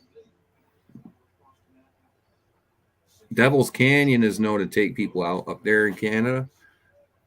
They got thin soil, really thin silt on bedrock up there, and the trees' root systems are really shallow. So they get a lot of widowmakers that just fall over at night on people who are camping. You got a runaway? I don't know. No, I don't think it is. I thought it was. If it ain't bright yellow, it probably ain't it. You get pieces in that stuff from here that run like mica, bud. You gotta Mm-hmm. Be on your P's and Q's. Yeah, I've been watching, dude.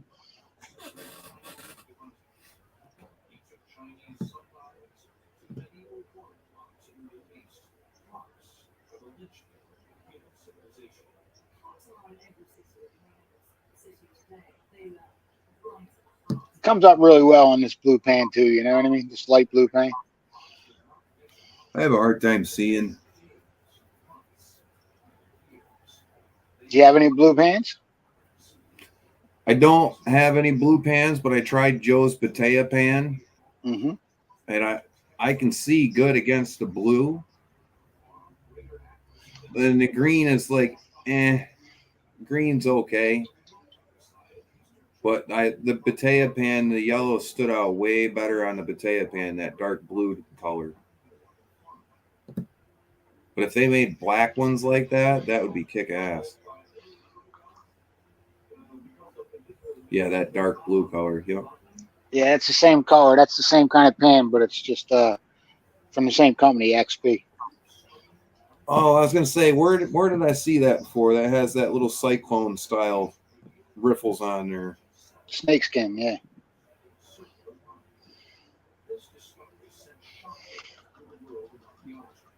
Lisa said Rocked is another great app. ROCKD. It's all right. Better late than never, Lisa.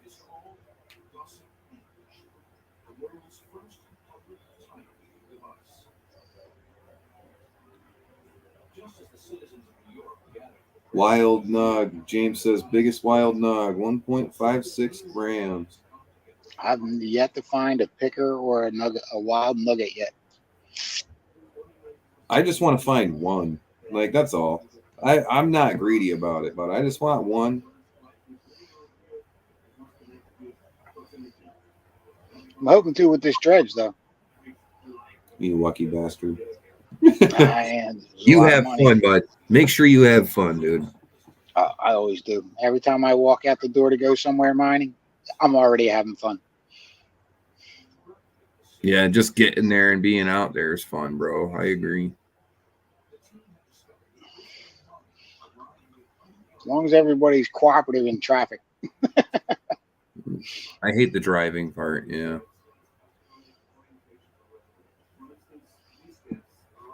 Yeah, I haven't kept any pyrite. We've got some big boulders up here that have these massive chunks of it in it, and we just hasn't really been much to us. We don't really worry about it. Yeah, I seen some of that pyrite when I was up there.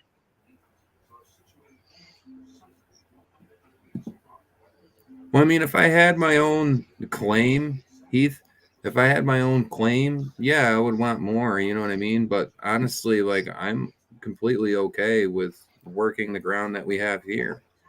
I mean, it's close to home. I don't have to spend a lot of money to go get it. I have a good time just being there, and I always get flakes in the pan, so.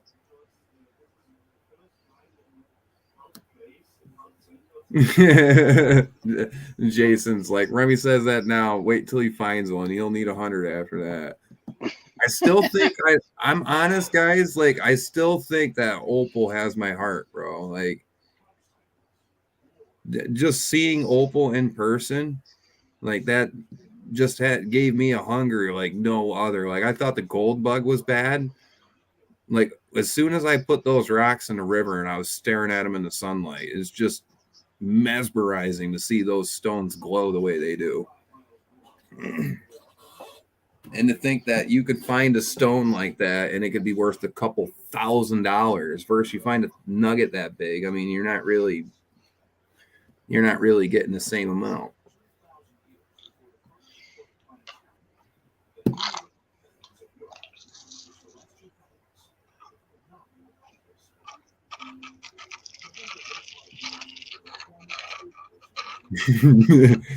Listen, I'm taking it to the grave with me, bud. I only want one nugget.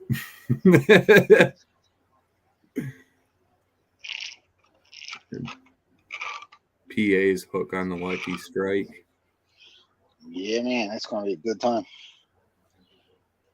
I think Scott Sharp's coming down and HQ Shovel Ed possibly. So we're going to have us a good time. Yes, I agree. Gold does float. So here in Vermont, we have really fine flat pieces that look like they're big, but they're actually super fine, like thickness.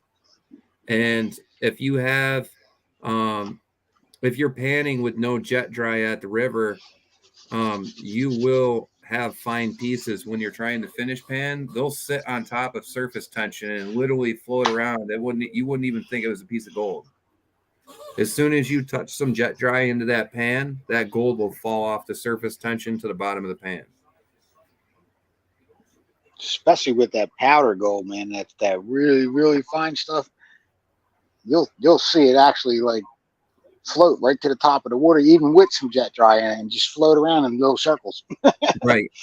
Soon But as that's you because it had oil on it. soon as you tap it with your finger, it falls right to the bottom.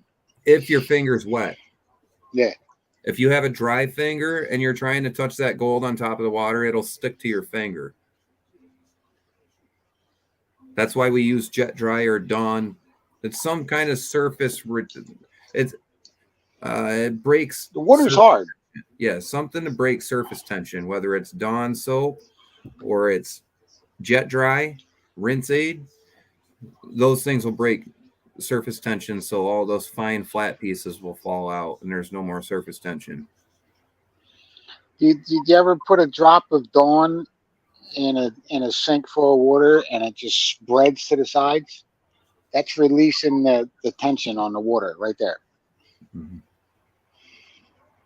You can actually watch the surface tension in the water. So if you pour yourself a new thing of water in your pan and you don't have any dirt in there, and you literally take jet dry and put a drop of that jet dry in there, you can see the surface change on the water.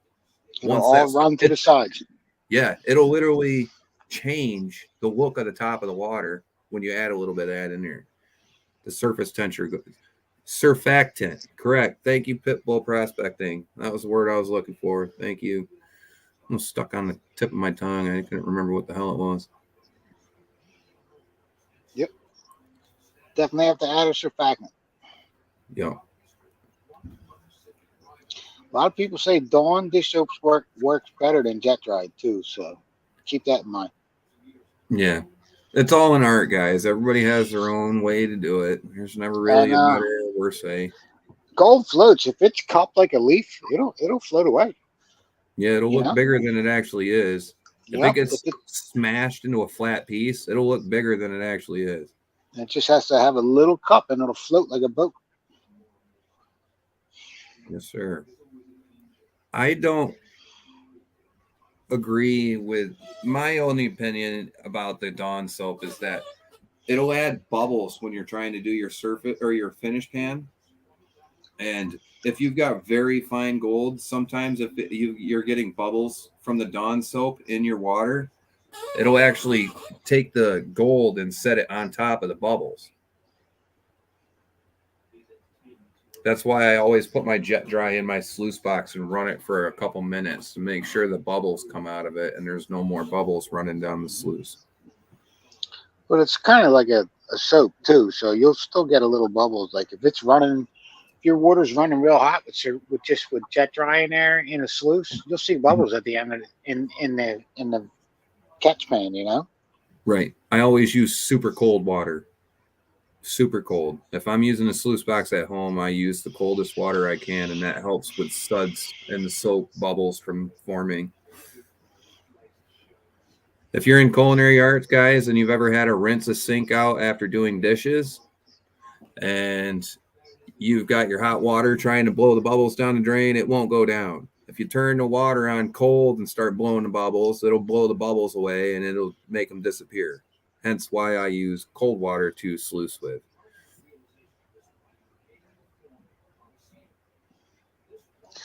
Just Be Cool's in the house. What's going on, brother?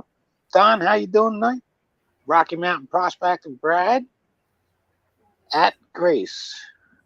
Hello. 406, good example. If you fill up a shot glass to the top and touch a dime to the water and then drop it in, you can put up to 20 dimes in before it overflows the shot glass. That water bubbling out of the top of the shot glass is held in by surface tension.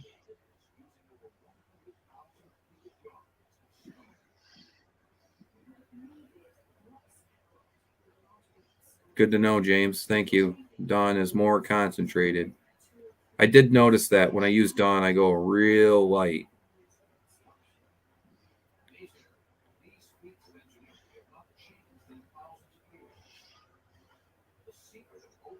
Yep. Keep it digging. Yep. Something happened to PA over here, guys. He froze up. Sorry, I didn't touch the camera. That's all right. We got you. We're here. Do the You come crush. back? Yeah, you're there. Good. Lisa's like, I'm taking everything shiny home from now on and doing the crush test. All 6 pieces. I went through that stage myself, Lisa. That's gold. I'm taking it home. Me. Yeah. You know what I tell the kids now? And I said, if it don't act like gold, it ain't gold. And if it might be gold and it happens to run in the tailings, it ain't big enough to be gold. So I don't think it's gold. So it's not gold.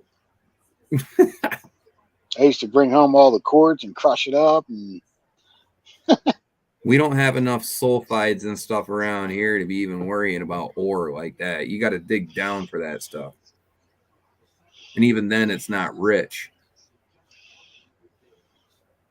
It's there, but it ain't rich compared to other places in the country or the world.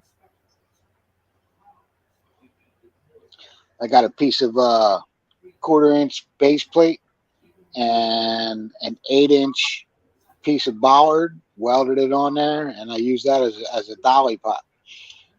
And used the back of a digging bar that you would tamp the dirt down with and just crush up stuff, you know. Nice. I like seeing what so if you don't have caustic soda, you can take your quartz rocks and put them in a metal gold pan and put them over a fire and get them glowing friggin' red, real red. Get them glowing. Make sure they don't blow up on you, and do it with caution outside. But you heat up the rocks until they're glowing red, right? And pull the pan off the freaking fire immediately and pour vinegar on it and let it cool down in the vinegar. Let it dry out for about 24 hours or so, and you should be able to take those rocks and put them in a little stamp mill, and they will crush up super easy. Cool. Actually, Didn't know that. fractures. It fractures the quartz structure. They crumble a lot easier than trying to like smash regular quartz from the ground. Because that's a lot of work. It's tough, bro. It really is. But the thing is if you don't let the quartz rock dry out thoroughly after the quench in vinegar, the rock will have moisture inside the crystal, and when you go to crush it, it'll turn into this like nasty, like sticky crush, and it doesn't get powderized into fine powder. Yeah, if you let it dry for a good 24 to 48 hours after, your rock should be plenty dry enough to put in a stamp mill, and they'll crush up real easy. Check out Vogus Mining guy or Vogus Prospecting online too. He's got videos about using vinegar and crushing quartz with vinegar as well. You guys can see it in action on his page. Rocky Mountain Prospector said the Spanish used to do that to extract metals from the ore. Yeah, that's a very old way of getting it out. The old-time miners back in the day in Alaska used to use the vinegar trick as well.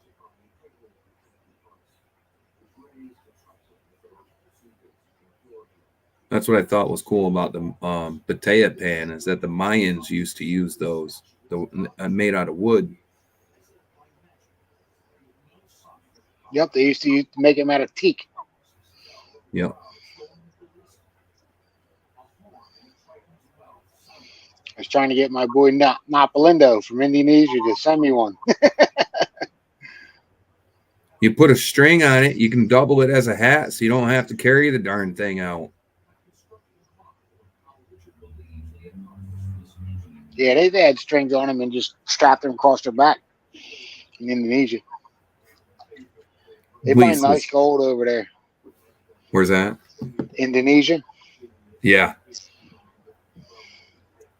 I have a few people that have subscribed over to my YouTube and on my Facebook from over there, and they've got like these rock hounding places. They've got crystals and all sorts of amethysts and everything else, meteorites and whatnot.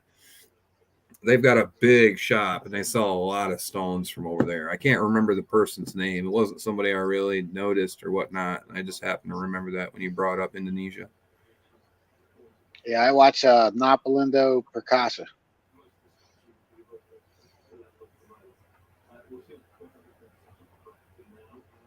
Yeah, James, that's exactly what I was hearing they do, but they weren't using water on it. They were using vinegar. You know, he glows them red too, and then he tosses them in cold water to fracture the crystal Nothing in that matrix. It happens.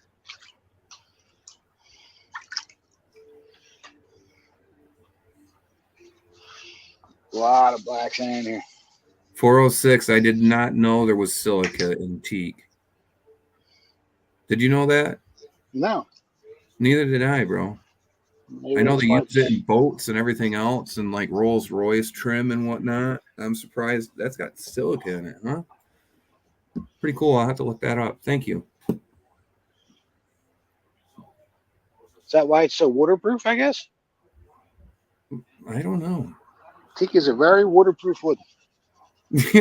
James goes, don't use a plastic bug when doing so. Absolutely, bro. Hey, listen, some people would attempt that if you don't throw the warning out there, you know? I'm not saying any of you guys would, but maybe some other person might see it and not know what we're talking about. That's funny. Don't use a plastic bucket. I'm pretty sure the quartz will melt its way right through it.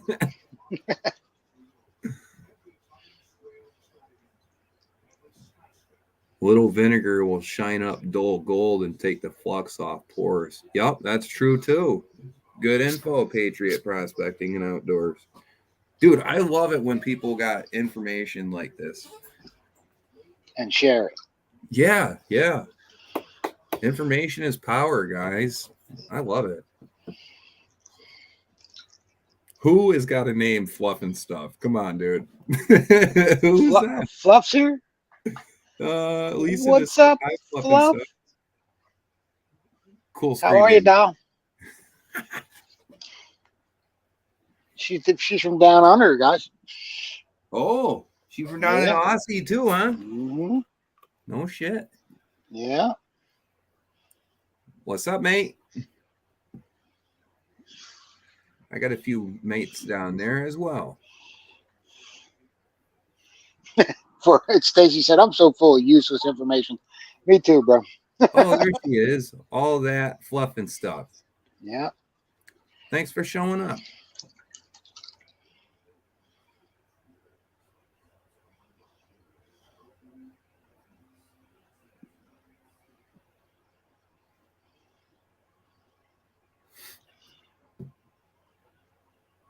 I should have went down there where John was digging. You can go anywhere in that river down where we're at, brother, as long as you find the pockets, that's all. Yeah. I think you were just a little bit far from the front edge. And if you go down after that tailings pile you guys were standing on and you're down below it in the big hole where I'm at, that down there you can find decent pockets because that's where everything's been ripped out of that tailing pile. If you're in the middle of it, that's kind of like where the fine stuff settles out right there. And then you got to kind of go forward more towards where wrench was hanging out. You got to go up towards the mouth of that opening more. Next time, brother.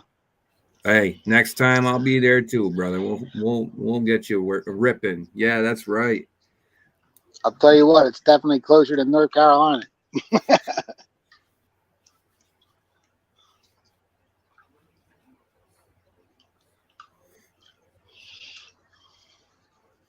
Tailings pile? Who's that? Is he talking to me? Talking to me? No, tailings from the river, brother. If you're talking to me, Saxon. No, we can't get into no mine where we're at. We're it's kind of like a tailings pile that the river has left. On the sandbar. On the sandbars. I mean, it's like one of the biggest darn sandbars I've ever seen. It's a Right. boulder. It's a boulder bar. Boulder bar, yeah, it was. Yeah. My feet was killing me after that day, boy. I'm sorry, Zaxxon. I'm in Vermont. That's what we call tailings. That's what we got. Natural tailings the river left for us. That's all we got.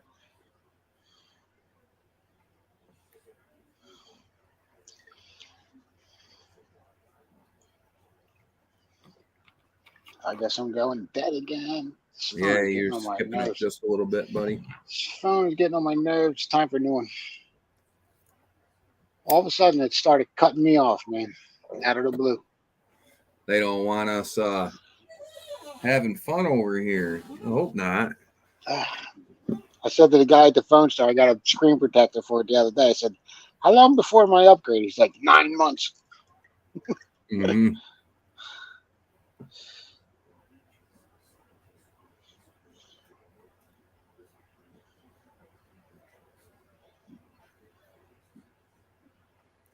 PA, when's the Latrap pans going to ship out?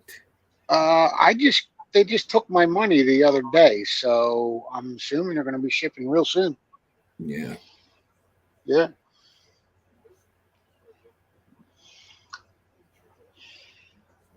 Flash in the pan, pay dirt, saying what up to PA. John, what's going on, brother? Mm-hmm. Can't finish your mat, Remy. Ran out of silicone. Have to get some tomorrow. Ah, shucks. That's all right. Take your time, brother. We ain't going nowhere. Yeah, I ain't going nowhere. I don't think I'll fall over anytime soon. Probably should knock on some wood. Me too, man. Oh, man. Never know with me in my heart. Oh, I forgot I got to fix that church steeple. Ugh. Man, Joe sent me an email of this freaking drone flying up the face of it. And I'm like, oh, shit. That's what a steeple is again. I'm like, oh, crap. Yep, I guess I'm climbing a steeple. You'll be all right, brother. Oh, yeah. Yeah. It's been a minute. And I get worried now because my back pinches up. That's the last place I want my back to pinch. Right. Instant death, bud.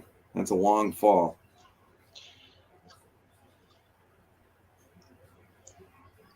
Yeah. It's an old one, bud. It's probably early 1800s this church was built. And I've got to go up on the steeple and replace a few boards up there that have rotted out.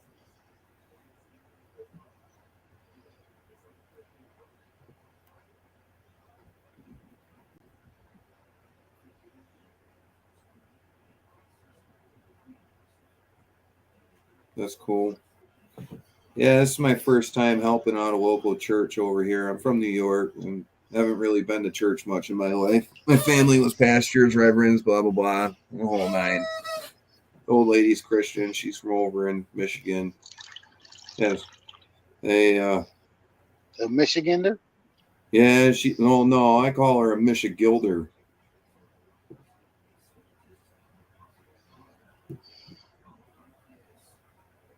Better have my wife on standby. She probably ain't even gonna want to watch me go up that darn thing. She gonna stay right away. She looked at me and said, "Are you serious?" And I said, "Yeah." She's looking at me like, "How the heck are you gonna get up there?" Well, we're gonna take a rope and tie it off on me, and I'm gonna go up the darn thing. Put your harness on. Well, I ain't got no harness. We're just gonna tie a strap around my armpit. Waist. Under my armpits.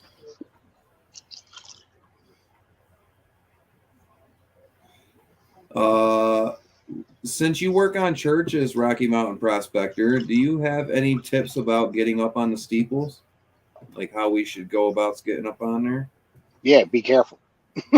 Well, yeah, that's a good one. I'm just wondering about maybe a way to tie off on it or something.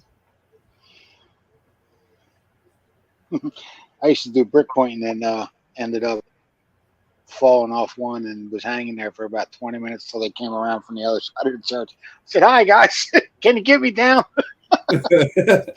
I'm hanging from the front of the church. Yeah, guys. But I had a harness on. You know what I mean?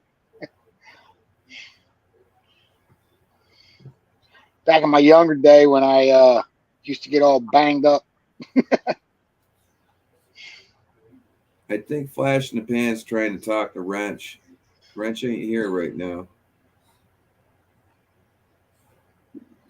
Unless Yeah, he's- John stepped out. John. I'm not sure. If I remember correctly, he said he wasn't going to be taking in anymore. Yeah, we got like 20. I could be wrong. I'm just throwing a number out there. I think we got like 20 prizes.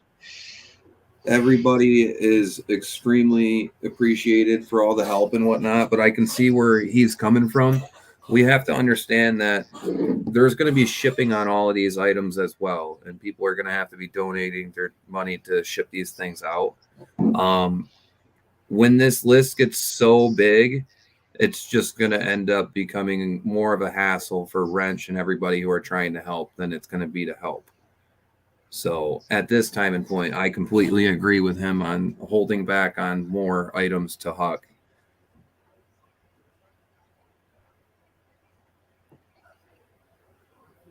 Nice little flake there. Keeps moving on me, so I'm going to get There it. you go. Yeah, get a hold of that thing. Yep. I just moved it. You got that flat stuff, or you starting to see little flakes? Little flakes. All right, that's good. As long as you're out of the micros, bud, you're on something at least. Because if you're just getting little round balls and little pieces like that, dude, then you're in the light fine stuff. I would go upstream from that or find a different spot. Yep.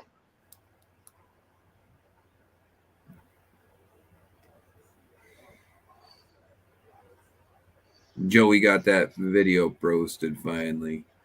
Joey Brown, I got a coin here for you that I didn't send out yet. I'm sorry, brother.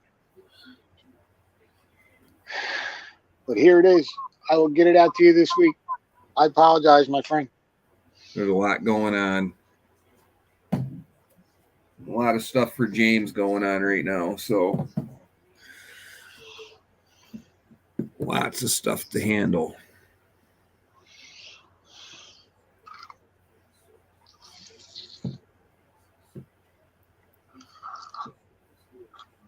Appreciate everybody putting prayers out for James.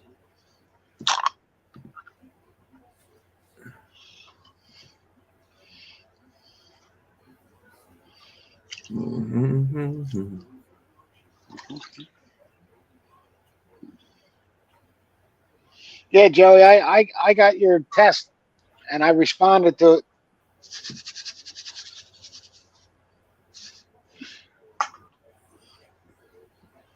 Yeah, I got to get me a freaking clean out pan. Everybody uses the Falcon pan, dude. Yeah, I got to get something small, but even just for testing down the riverbed, you know what I mean? I want to take a garden scoop and my freaking little test pan, 10-incher, and just run down the bank and test. If I got a lot of colors in a little test pan that size, it's worth working. Yep. So if you got like a little 10-inch pan, you find 3-4 colors, times that by 3 for a bigger pan. Yep, exactly. It's around 3 times the amount of dirt in a regular 12-inch. Yep. So triple that. You find 3 pieces, it's 9 pieces in a 12-inch pan. It'll give you a good idea of what's going on. But don't take your test material from one little spot. What I do is I take a test pan from, like, I'll take the layer of top dirt in a like 1 foot by 1 foot square. and then I'll test that top layer. Mm-hmm. Because you can find a rich pocket behind a rock, and you ain't going to get anything down below it if it's just that one isolated spot. Coming in as flood gold. Yeah, exactly. You know, that top stuff. But in Vermont, we get all that fine stuff that doesn't work through the sands, bud. And you can see it right in that pan. It doesn't want to go through the sand. I've had silt, like literally the sand on top, hold gold here in Vermont, bud. It's so fine it won't work through it.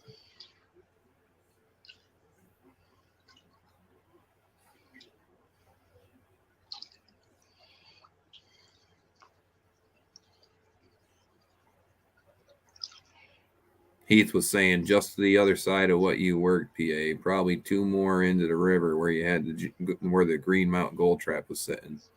Mm-hmm. That's what I was telling you. Is you should have been in the channel where you were standing with the water, Right. because all of the light material has been blown off from it already. So all the heavies would have settled down. Well, that's why I went over to that side, because everything over there was lighter, and we checked it with the magnet, and I did a pan and didn't come up with too much. That's why I moved over there.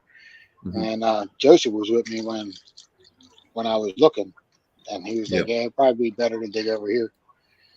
So that's why I started digging. I should have moved. I should have started testing. It's all right, brother. You're all excited trying to get down. What you got to do here is find decent on top, and then just trust physics and dig down. Make sure you got bedrock zones where you're working. That's all, because you'll dig to freaking China if you don't have bedrock around.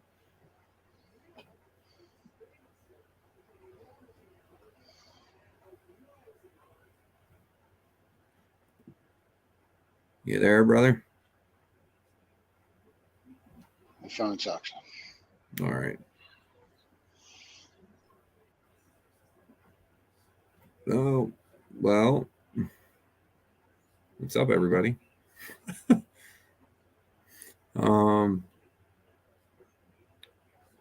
Flash in the pan. Do you have Wrench on Facebook? I'll send him a message if you do, or I can just have him get a hold of you on YouTube here. And then that way you can talk to him directly. Hey, I'm back. where's Wrench? Here's Wrench. Yeah, like Heath said, that's if you haven't ever been to the area like that, you're on a learning day, bud. You're just on a curve. It could take you a whole summer. Like I've been working that zone for like 2 years now, and I've been paying attention to that zone a lot because I know it's a anomaly around this area. You know what I mean? Mm-hmm. So I can't let that. I can't ignore it. It's too close to home. I got to get out there and figure out more, and I'm thinking I'm figuring it out. See that little piece of gold sitting right there? That's what Remy's talking about. It won't go through the black sand. It's sitting on top. We And can't really see it. We got to shine on it. There's a good 1/4 inch. There it is. Yep. See that, guys? See that little piece up there? That piece will not go through the black sand. It'll end up floating down on you. Yeah. It's because of surface area. There's too much friction for that piece of gold to make its way through the grains of black sand.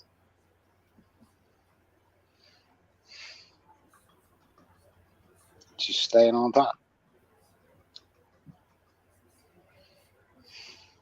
Guiney.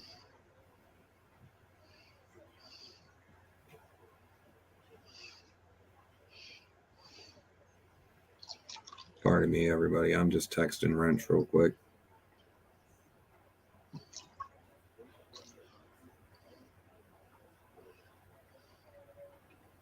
Wrench is such a solid dude, man.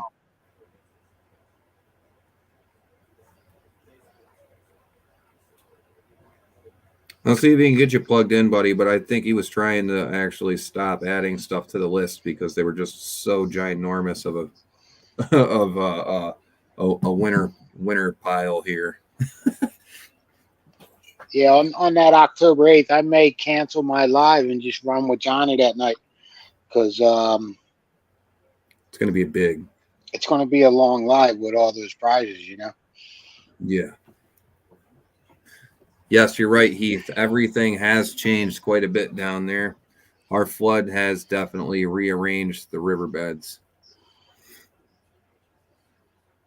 Whole That's really entire cool. different. Yeah, it is. That's exciting, man. Yeah, it's all new stuff, bud. It's all changed. It's all new areas to. You're in the same area. You know what the bedrock looks like underneath some spots, but you know that the flow of the water in the ground has changed.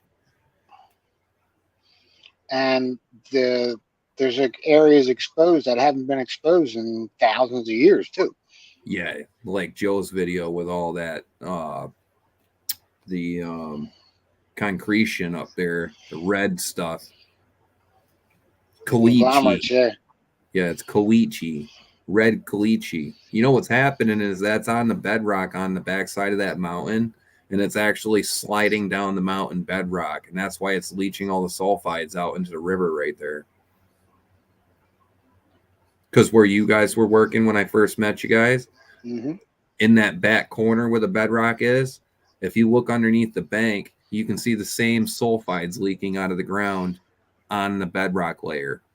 You go upstream a quarter mile from it, and there's 3 layers of sulfides leaching through the topsoil. And there's a layer of black sandy material that's 8 to 10 inches thick.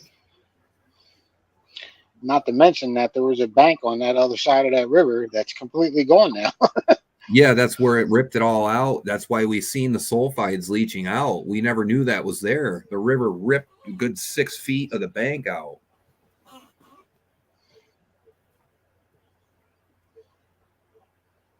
Flash in the pan. I sent a message to Wrench for you. Hopefully you guys can get plugged in and figure what's going on.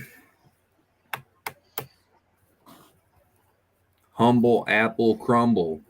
Humbo, what's up, my brother from the UK? But that sounds good. I want some apple pie now.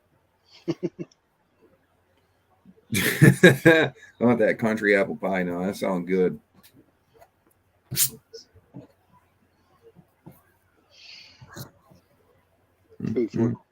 2, 4, 5, 6 pieces in there. 6 pieces? I'll take it.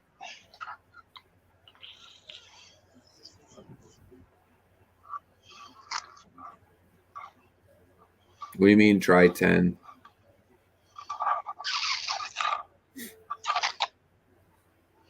Got it. No, sulfides are in iron. I am not a geologist by any means. I do need some schooling, but inside like iron ore or hematite, if you look at those rocks and you see the yellow sulfides leaching out of the rock itself, some of these rocks you can actually break and it smells like a spent firework. That's the sulfides being released from iron sulfide. When the rock is breaking down, it leaches the sulfides out, but you need sulfides to create gold. So it's a good indicator with a lot of sulfides in the ground to find gold in that area if you have mineralization along with sulfides. You got to have heat and pressure to create gold and gemstones. So if you've got some kind of gemstones or mineralization in ground, quartz, garnets, things like that, along with hematite, iron ore, and a lot of sulfides, you're in pretty good shape to start looking for some gold in that area. Yes, exactly. Sulfur. If you take some of these yellowish rocks, like quartz with a lot of yellow leaching from them, and you crack them open, sometimes if it's really high in sulfides with like some hematite and iron and stuff mixed with the quartz and some sulfide, it's a yellow sulfide in it, you can break those and they smell like a freaking sulfur from a firework.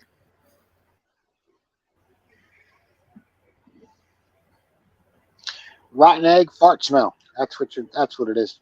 Oh, 10 feet. Okay, I understand what you're saying now, Heath. Yeah, you're right. I mean, I was just being modest. Yeah, a good 6 to 10 foot has been ripped off the side of the bank over there. Yeah, rotten egg fart smell. So if you're digging some of the rivers and brooks up here in Vermont, there's sulfides in the ground. If you're like digging an old iron vein or something like that, and I have dug old iron veins in the riverbeds, you end up smelling like it smells like somebody shit their pants in the water. You know what I mean? You're digging along and you're like, oh man. And that's We a get good spot to be digging. yeah. Also pay attention because there is asbestos in the ground as well, which will have your water looking kind of grayish, like kind of gray clayish color, and boy does that stuff stink. But that's actually pretty dangerous to be in. It'll make your hands go black and you can get kind of sick from that shit. So Yep. just be mindful if there is natural asbestos in the ground, you can come in contact with that when you're digging.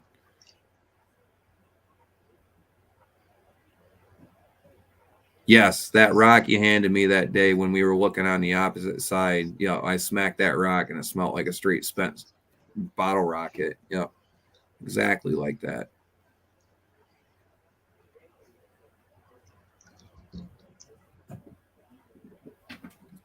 Some of your buddies ended up losing dredges in there. Oh my God, dude. That is a crappy day. Since some of the creeks in Ohio had a flash flood a few years ago, some of their friends lost their dredges in the water. It came up so fast. We were out in Indiana in April, and there was a storm overnight. It was supposed to be a quick storm. It ended up being like 2 hours, man. And a couple guys' dredges got washed down the creek. The pumps got flooded, and it was crazy, man. Mm. So one guy's mat slipped out of his gold hog high banker, and he lost his mat. Yeah, pretty crazy. I mean, you got your whole pump and assembly on those freaking dredges. You know what I mean? They get freaking yanked down river. You're done. Yeah, the one guy had his washed down a dredge, washed down the creek on him. He had to go find it. Lisa, one other thing. I really don't smell first. What I do is I will walk rivers and creek beds and actually pay attention to the rocks and minerals in the ground. If I start seeing a lot of iron staining on rocks, I'll start to pay attention in the banks on the edges and see if there's any sulfides leaking out. There might not be sulfides leaking out of the bank. It might be in a sandbar or a gravel bar in the creek bed. You might have some rocks in there that have a high sulfide content and they'll be breaking down in the pile and leach out of the pile, so you can see other rocks get stained when they're nearby those kind of rocks. And when I find iron at that time, then I'll start to smell around. If I'm smelling or seeing rocks with a lot of yellow sulfide powder kind of coming out of them, that tells me there's a lot of sulfides in the rocks as well. Sulfides mean mineralization. Mineralization means there could be gold there, and that's where you start looking. Yep. Mainly if I don't have, so like bull quartz, if there's quartz, I don't chase quartz. Like I chase dirty quartz and hematite and iron. That's what I look for. Yeah, brown or no, I wouldn't look for brown, hun. I would be looking for red, like blood. Rusted. Yep. Oh yeah, rusty, nasty red.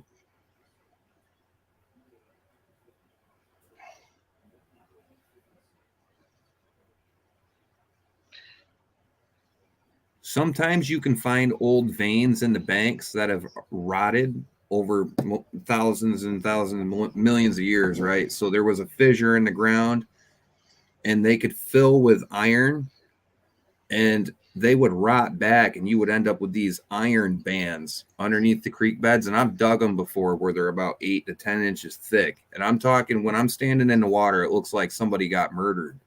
That's how red that stuff is. It'll stain your clothes. Stain your hands. Oh yeah. Yeah, your hands will be orange for a couple days after.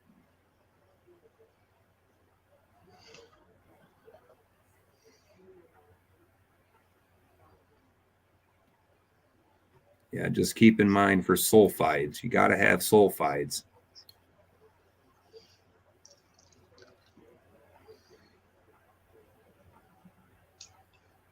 Yeah, I learned enough. You know what I mean? I sniff it out. I got enough to find it. You can never learn enough, though. What I like to do, though, is when I go to the rivers, I don't look for what everybody else does. That's why I brought up Jeff Williams' little like homemade creek bed thing when we were talking, because there's zones that people normally don't look for. Inside of the bends are common things that people look for. I don't go to those spots because everybody else will. I like to go for intersections of creek beds and stuff. So if you've got a main channel going like this, and the water's flowing down this way, and you've got another creek coming in like this, in front on the intersection side and below that creek bed on the intersection side, those will be low pressures dropout zones. And a lot of people don't go in front of those creeks. There you go. And that's the end of it, boys and girls. You got your bottle already? Yes, sir. We're getting the final clean. Woo-wee. Got it. You got a nice thing of black sand there. Yeah, Overall, man. we are all learning, Lisa. Every day.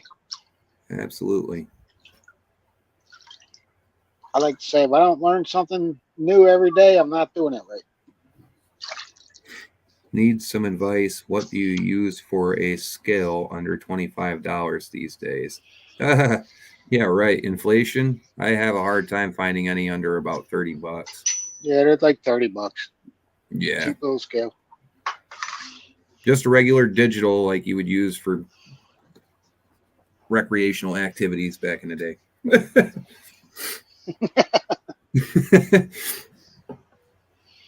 You got a scale from Harbor Freight? No shit.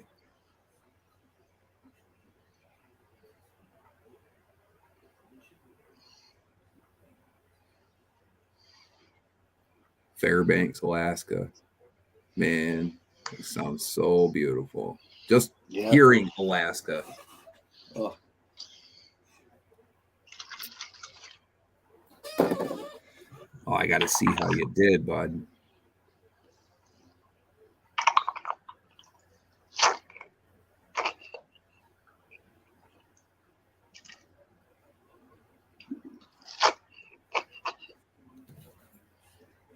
You pulled a little needle out while you do that? Yeah. Huh. You're the first guy I've seen do that.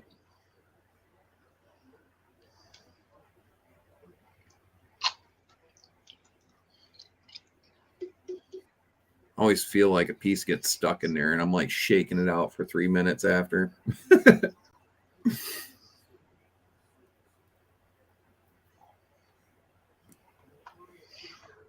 Good name brand for $25. I don't know. I don't even know if this has a name brand on it. I just went to the local head shop. They got them. Accu Digital. Chinese. Everything electronics, Chinese. What does it say on it? What an old PA Patriots sticker on there. The OG stickers. First run.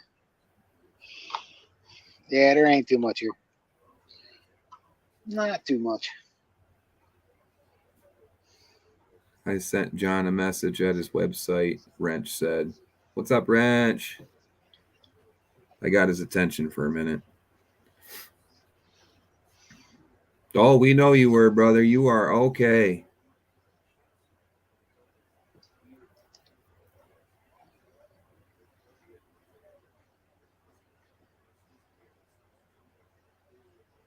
Yeah, if you're gonna buy any digital scale, make sure you've got a triple digit as well. It needs to have 3. It needs to weigh out to the hundredths of a gram or thousandths of a gram. You need a 3-point digi. Yeah, exactly. Yeah, most gas stations that sell pipes or any paraphernalia, fun things, sex shops, blah blah blah, that kind of stuff, they usually have them. They're roughly about $30 now.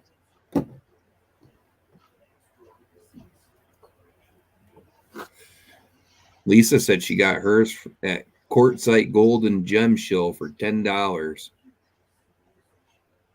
Well, you got a That'll work. steal there. No shit. Oh, $10 freaking scale. That's a good deal. I ain't seen $10 scale in geez forever.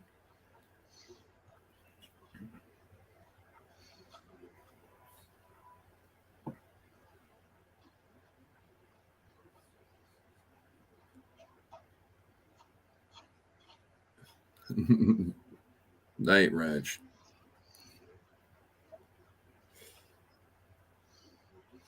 That's not too bad.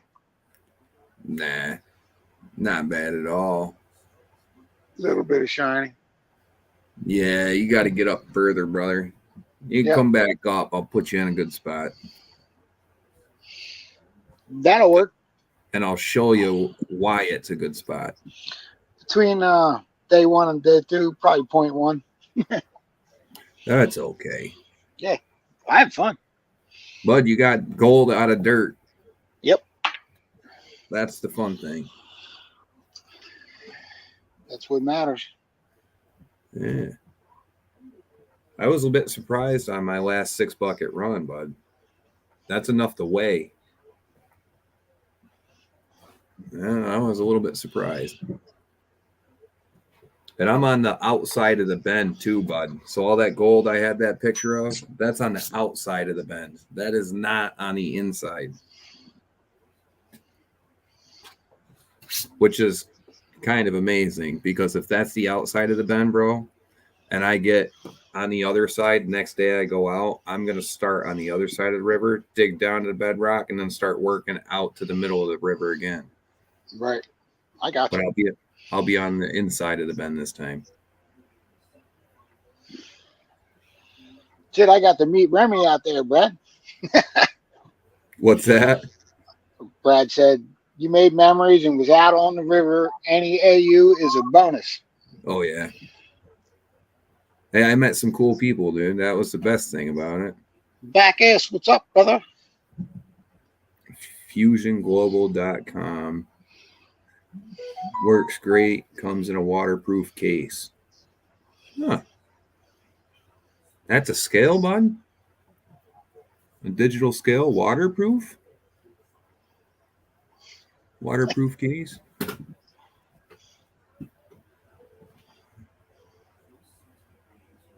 Yeah, it's kind of weird, bud. You get out on the riverbeds and you run into all sorts of people, man. It is, too. Like, down here, if you go to Buffalo Brook and you go down there on a weekend, bud, oh, my God. There's people everywhere up there. That's pretty cool, Heath. I'm going to have to check that out. Get a pallet of dirt every other month from our mine in Wyoming. 2,200 pounds shipped to us. That's what I use for base dirt for our product. I run a test pan every batch. Normally, you find fine gold. Nice. I want to get some gold ore and try my luck at crushing rock. You got a 1.5 nugget. Nice. Yeah, by random, too. You got a guest in the basement. Heat 30's coming up.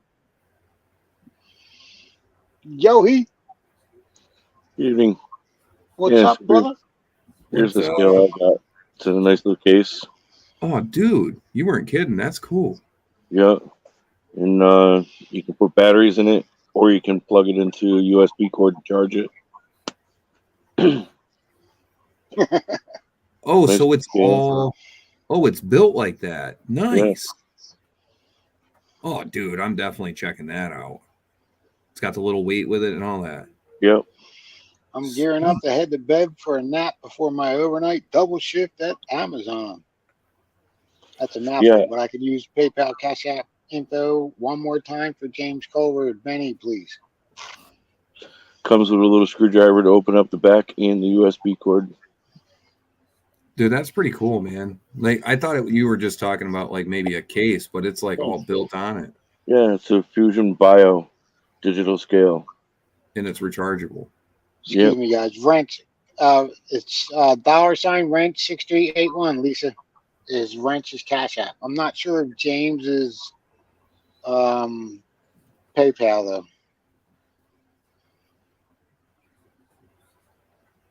John has that information. He could probably grab it on his video. Bacchus 573. I am in Vermont in the United States. We are in the New England area. I used to dredge in Oregon, and you totally can follow glaciers patterns. Yeah, you can. Up here, it's crazy because you can see how the peaks go like this when you're out there. And then you see about 3/4 of the way up the mountain, you see the slope change with less of a grade. And that's usually where the top edge of the glacier had been ripping up the mountains. Whoa, Bacchus. Talking about New Hampshire. I want to get up there. Wait. He's right over in New Hampshire. You're in Stoddard. Yep. He's not that far away. And we can use sluice boxes over there legally, right? Yeah. You got to get a Recreation? permit. Oh, you Dredges have too. a permit. Yeah, you got to get a permit. How much are those permits, Mr. Doty? Shit, I think they're only like $25. I don't know. I don't remember exactly right up top. That's not bad. I'm pretty sure they're pretty cheap. Actually, I think 3 videos ago, Hip B actually said how much it was because they had to stop on their way up. Yeah. I've been kind of wanting to try out Coos Canyon and whatnot. Yeah, I definitely want to get up there. That's only 6 hours away. It's like coming to you guys. Well, I mean, let's do a freaking group trip next year, bud. The old lady and I like taking camping trips at those campgrounds. We might as well freaking pay for one up there and all of us hang out in one night and all split the bill and whatnot and have a big old site, have a few Well, brewskis. they got cabins, they got RV sites, and they got Twin tent Rivers. sites. Yeah, Twin Rivers. Yeah, that's where we should go. You can camp right on the river, Remy. Nice. Yeah. Through their area, I think there's a mile. Yeah, I'm pretty sure it's a mile upriver from the bridge up. They have control of. You can go there on a day trip and just kind of hang out and go pan. You walk into the store, concession stand, whatever you want to call it, and you just tell them that you want to go over and pan for the day. They give you a permit and you go on your way. Can we dredge up there, Heath? Yep. Cool. Yes, you can. A lot of people have. It gets pretty eat up. This spring, when I was up there at the little party we all had, we hit that hard. It got ripped up this year during flooding. I seen Hit B there. Wesley had a ton of videos. They got up there in Coos Canyon one time and the road they drove in on. This is after the first big flood we had. They went out and then they had another flooding after our big flood where my shop got flooded. They ended up having their road washed completely out that they needed to get out on. Yep. They had to go all the way out and around. They were not happy. No, dude. I mean, that road got wiped out too. Like, it was bad. Yeah, I would totally go back up to Coos Canyon, or up to Twin Rivers. That was a good time up there. And if you either one of you look into it, look to getting a campsite on the riverside. It's way less packed with people. And if PA brings his trailer in, he can either set it up kind of next to what the hell's the name of it? Man. Primitive camping. When you remember it, send it to me, and I'll check it out. I will. I'll put it in the link or in the group chat. Yeah, I'm so down for that, bud. We do a big old group mining trip out there. That'd be fun as hell, bud. Flash Yeah. is going to go eat with the fam. Thanks for stopping in, brother. John, have a good night. Yeah, they did, Bacchus. They definitely did. Going over into Chester, Vermont, got hit pretty bad. I went through there going to Twin Rivers, and I'll tell you what, it was crazy. I seen a house get ripped apart. Mm-hmm. A couple of huge givens that are just absolutely gigantous. The river was rampant. It was sucking cars and houses underneath bridges. Wow. Yep. Let's just put it that way. That's how bad it was up here. Like there was houses ripped up in rivers and they were sucked up and they'd get sucked underneath bridges that the roads would go over them. It would just suck them right under them. Yep. Yeah, Bacchus, as long as I have a power at the campsite, I do have outlets outside my trailer, yes.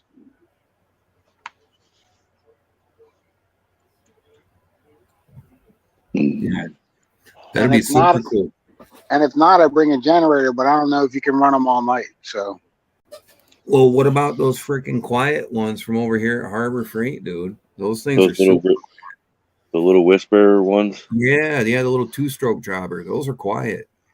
I think there's still rules and regulations. You can't have them running after a certain time. Right. And I'd probably have to get 2 of them and run them in series. I'll just put 2 mufflers on the darn thing and put an extra pipe and an extra muffler on that. You double muffler. Well, hold on. I can give a little bit more information to Bacchus. If Bacchus goes on the Twin Rivers campsite page, he can actually rent a cabin that's, again, right there on the riverside. Yep. They have cabins. They have primitive camping for tents and RVs, right all in that one little tiny section. And I'm pretty sure they have power plugged in right in those cabins. Yeah, we'll have to look into that and whatnot. I mean, yeah, they got power because they had air conditioners in them. Right. Yeah. And there's showers and there's a station to wash your dishes. All right there on that one corner. Indiana Gold Getter Scotty goes underwater muffler. Oh God, that's so horrible, bud. That's a long pipe to run. That's Scotty. Funny. What's up, brother? That's funny. That is a smart idea, but not quite pollutant friendly. Bacchus, just look up Twin Rivers Campgrounds. It'll come up. It'll give you all the information you probably need. Yeah, we find out what it is and see how many heads we can get. We can get together and whatnot, and we can do a split. You know what I'm saying? Well, I'm so cool with that. Right, because the last time we were all up there in July, there was, there had to have been 85, 100 of us. Jeez. So I'm telling you, that river got hit hard in the spring. The only positive side is that we had some serious good rains after it and replenished it. It's hard to find bedrock down through there that hasn't been touched. Right. I learned a lot. Sorry. When do you think the best time to go is up there? Early in the season, Heath? Yeah. Like April, May? April, May. I'll tell you, if things worked out as good as they did, and I'm not sure whether they're going to have it or not, but the talk is they would like to be able to do that dig again in July. So Bacchus 573. Yes, I've already been talking to Wesley. I've been trying to get a little group going, so then that way we can go up and hang out with him and meet him. I haven't met him yet, but you'll never get him on the river. All right, PPO, thanks for coming in, brother. When they go Appreciate it. camping, they want to be alone and not deal with anybody. When they were there, they didn't even camp next to us. They camped like 3 or 4 miles up the road. Who's that, Hippie? Yeah. Yeah. Yeah. I mean, they were there hanging out and doing all the shit everybody else was doing, but yeah, I'm pretty sure you won't get them to hang out right there, but they won't be far away, trust me. oh no, They've I got, wasn't talking like that, dude. I'm just they've saying. got a lot up there they know about. Superstars. Yeah, They're good so people. that'll Oh, be yeah, a good absolutely. thing for next year too, because after the spring meltdown, we'll have a lot of change happening on the riverbeds. Yep. Hi, Cass. How are you? But yeah, look into it. There's a couple pages and it'll tell about what's going on. They may have that again in July. Everything went off pretty damn well, and they raised a bunch of money for food bank up there, and they put a little money aside so that they could do it again. So it should be happening again next July. I'll be right back. Good night, John Jacobs. Yeah, I'm getting ready to close this down anyway, guys. It's getting late. I got to get up for work tomorrow morning. It's almost 11 o'clock here. Yeah, Yeah, it is. I did say the dirty word. Damn it. I didn't want to say that word. Bed. The dirty Yeah. word is work. Well, that one too.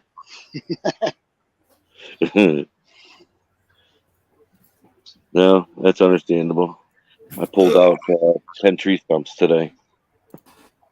You pulled out 10 tree stumps? Yeah, That's a lot of work.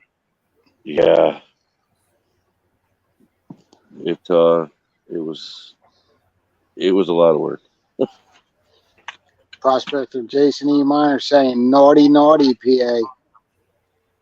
I was being Bacchus. naughty. Oh, the W word. Bacchus, the one that I picked up is the Fusion Bio. Good night, Zach. Thanks for stopping in, bro. Yeah, thanks, Axon. Cool. James Culver just put up a short video with the info on the hook.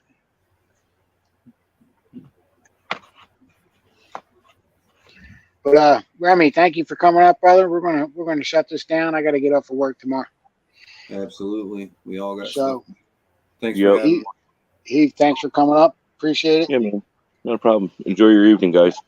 Be You well. too, buddy. Bye, YouTube. See ya. Peace. Bacchus, Lisa, Sigrid, Jason, keep digging, Brad, James Culver, John Jacobs, Chew, everybody in chat. Have a great night. Thanks for coming out. And we'll be back next week with some more PA Patriots Sunday night hangout. You guys have a great night. Hang on a minute there, Mr. Remy. All right, guys. See you.